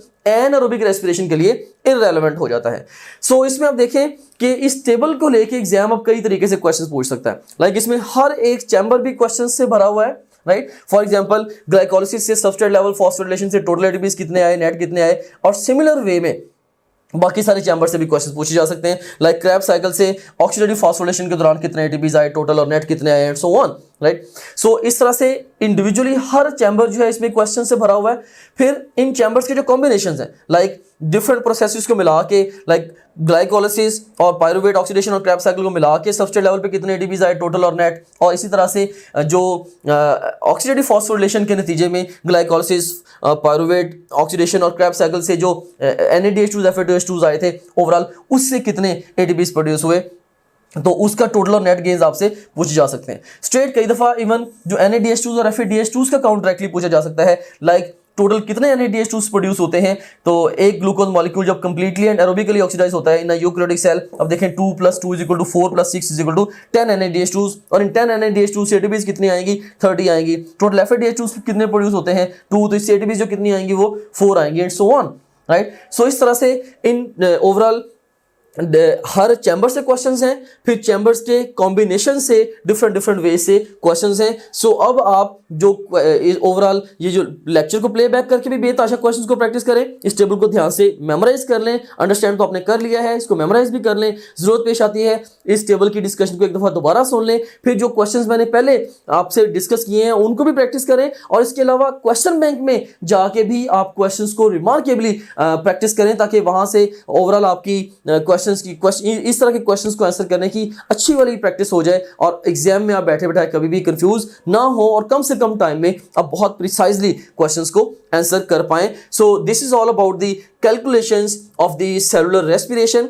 सो अब towards the end of my discussion, अभी तक हमने सेलुलर रेस्पिरेशन को जो डिस्कस किया है, मैं इस सारे डिस्कशन को सम अप करूंगा। सबसे पहले भी मैंने एक ओवरव्यू से स्टार्ट लिया था, मैंने आपको एक बर्ड्स आई व्यू दिया था पूरी सेलुलर रेस्पिरेशन का इस सब सेक्शन में। अब इस सब सेक्शन के साथ डिस्कशन को मैं कंक्लूड कर रहा हूं by giving you the summary, right. So इसमें अगर आप गौर करें तो इसमें हमने क्या डिस्कस किया है? बेसिकली 4 स्टेप्स से। Number 1 glycolysis, number 2 formation of acetyl CoA, and number 3 the Krebs cycle, जिसको हम सिट्रिक एसिड साइकिल भी कहते हैं। नंबर 4 हमारे पास है जी ऑक्सीडेटिव फॉस्फोरिलेशन। सो हमने देखा था कि ये जो 3 बेसिक स्टेप्स हैं, ग्लाइकोलिसिस, एसिटाइल कोए फॉर्मेशन और सिट्रिक एसिड साइकिल, इनमें 2 तरह से एनर्जी प्रोड्यूस हो रही है। लाइक अब देखें, ग्लाइकोलिसिस में डायरेक्ट एटीपीज आई और इसके अलावा एनर्जी के चेक्स आए। सिमिलरली एसिटाइल कोए में देखिए आपके डायरेक्ट एटीपीज तो नहीं आई, लेकिन एनर्जी के चेक हमारे पास वो आ गए। और उसके बाद फिर देखें कि जो क्रेब्स साइकिल है, इससे भी हमारे पास डायरेक्ट एटीपीज भी आई और एनर्जी के चेक्स भी आए। बट जितने भी एनर्जी के चेक्स आए हैं, अल्टीमेटली सारे के सारे ये जो चेक्स हैं, इन्होंने जाना है इनटू द माइटोकॉन्ड्रिया, और अल्टीमेटली माइटोकॉन्ड्रिया के जो इनर मेम्ब्रेन है उसके साथ एसोसिएटेड जो क्रिस्टी के ऊपर F1 पार्टिकल्स के साथ एसोसिएटेड साइटोक्रोम्स हैं, वहां पे जाके इन्होंने अल्टीमेटली प्रोसेस होना है इलेक्ट्रॉन ट्रांसपोर्ट चेन के दौरान, और इससे कीमियोस्मोसिस के नतीजे में हमें अल्टीमेटली कह लें कि एटीपीज मिलनी है। अब ये कब 34 का काउंट होगा, कब 34 का काउंट होगा, you exactly know by the discussion जो कि हमने थोड़ी देर पहले की है। सो यहाँ पे अगर वर्डिंग आ रही है कि अबाउट 36 और 38 एटीपीज का हमें नेट गेन मिल रहा है, तो बेसिकली ये रिस्पेक्टिवली यूकैरियोटिक और प्रोकैरियोटिक सेल्स के बारे में है। सो कंक्लूसिव रिमार्क्स ये हैं, 3 बेसिक प्रोसेस, यानी कि glycolysis, formation of acetyl CoA and Krebs cycle.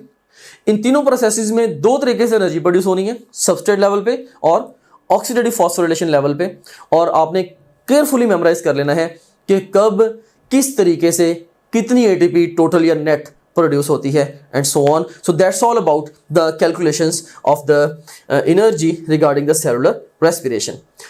अब यहाँ पे एक कोटेशन भी आपके साथ में शेयर करना चाहूँगा, क्योंकि ये एक खासा एक ब्रेन ड्रेनिंग लेक्चर था।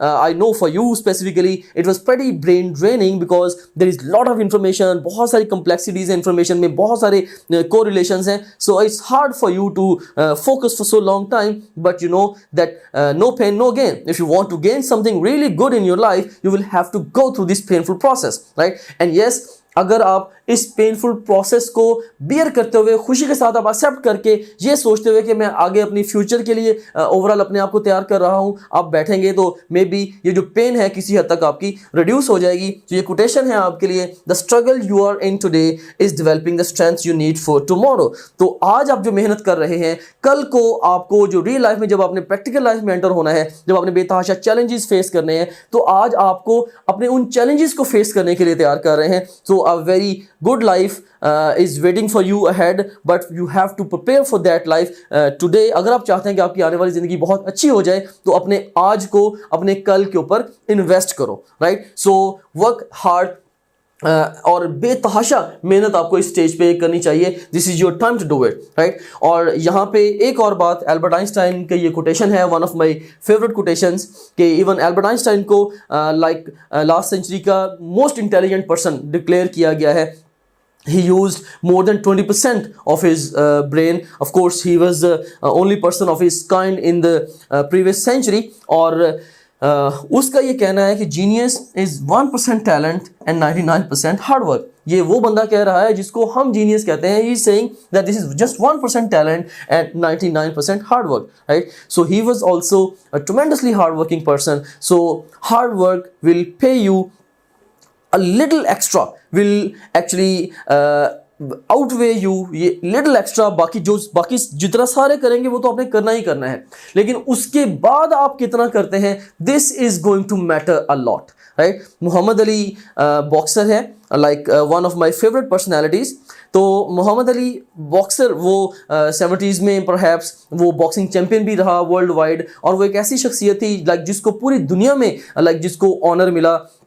और मोहम्मद अली लाइक जो हॉलीवुड में जो हॉल ऑफ फेम है वहाँ पे उसको ऑफ़र किया गया कि हॉल ऑफ फेम में तुम्हारी भी फोटोग्राफ तुम्हारे नेम के साथ हम नीचे फ्लोर पे लगाना चाहते हैं। And he you know what did he से, ही सेड कि मेरे नाम में चूंकि मोहम्मद का नाम आता है तो मैं ये पसंद नहीं करूँगा कि उनका नाम कदमों के तले आए। तो अल्टीमेटली कह लें कि जो he is the only person जिसकी जो फोटोग्राफ है, जिसका जो नेम है उसको वॉल पे लगाया गया है। स्पेसिफिक ऑनर भी उसको मिला, और बहुत ही ऑनरेबल पर्सनैलिटी। तो उससे किसी ने ये कहा था कि पूछा था कि how many pushups you do every day, and he said I don't count, and he added I start counting when it starts hurting. मैं उस वक्त काउंटिंग शुरू करता हूं जब मुझे तकलीफ शुरू हो जाती है, because that's when it really counts. क्योंकि यही वो टाइम है जब एक्चुअली काउंट करता है कि आप कितनी मेहनत करते हैं, कितना डिफरेंस क्रिएट करते हैं। सो जितनी मेहनत बाकी सारे लोग कर रहे हैं उतनी तो आपने करनी ही है, of course that's basic requirement. लेकिन अगर आपने एक्सेल करना है जहां पे बाकियों की मेहनत खत्म होती है, वहां से आपकी मेहनत स्टार्ट होनी चाहिए। So only then you will be able to make a big difference. I hope that you have enjoyed the process of learning with me. इंशाल्लाह I am trying my best, मैं आपको बेस्ट वे में biology के concept deliver कर सकूं। अगर कभी आपको ज़िंदगी में मौका मिले, do contact me, do come to see me, do share your experience with me, right? It would be a matter of great player for me to see you as a successful citizen in future. Thank you very much, may Allah bless you.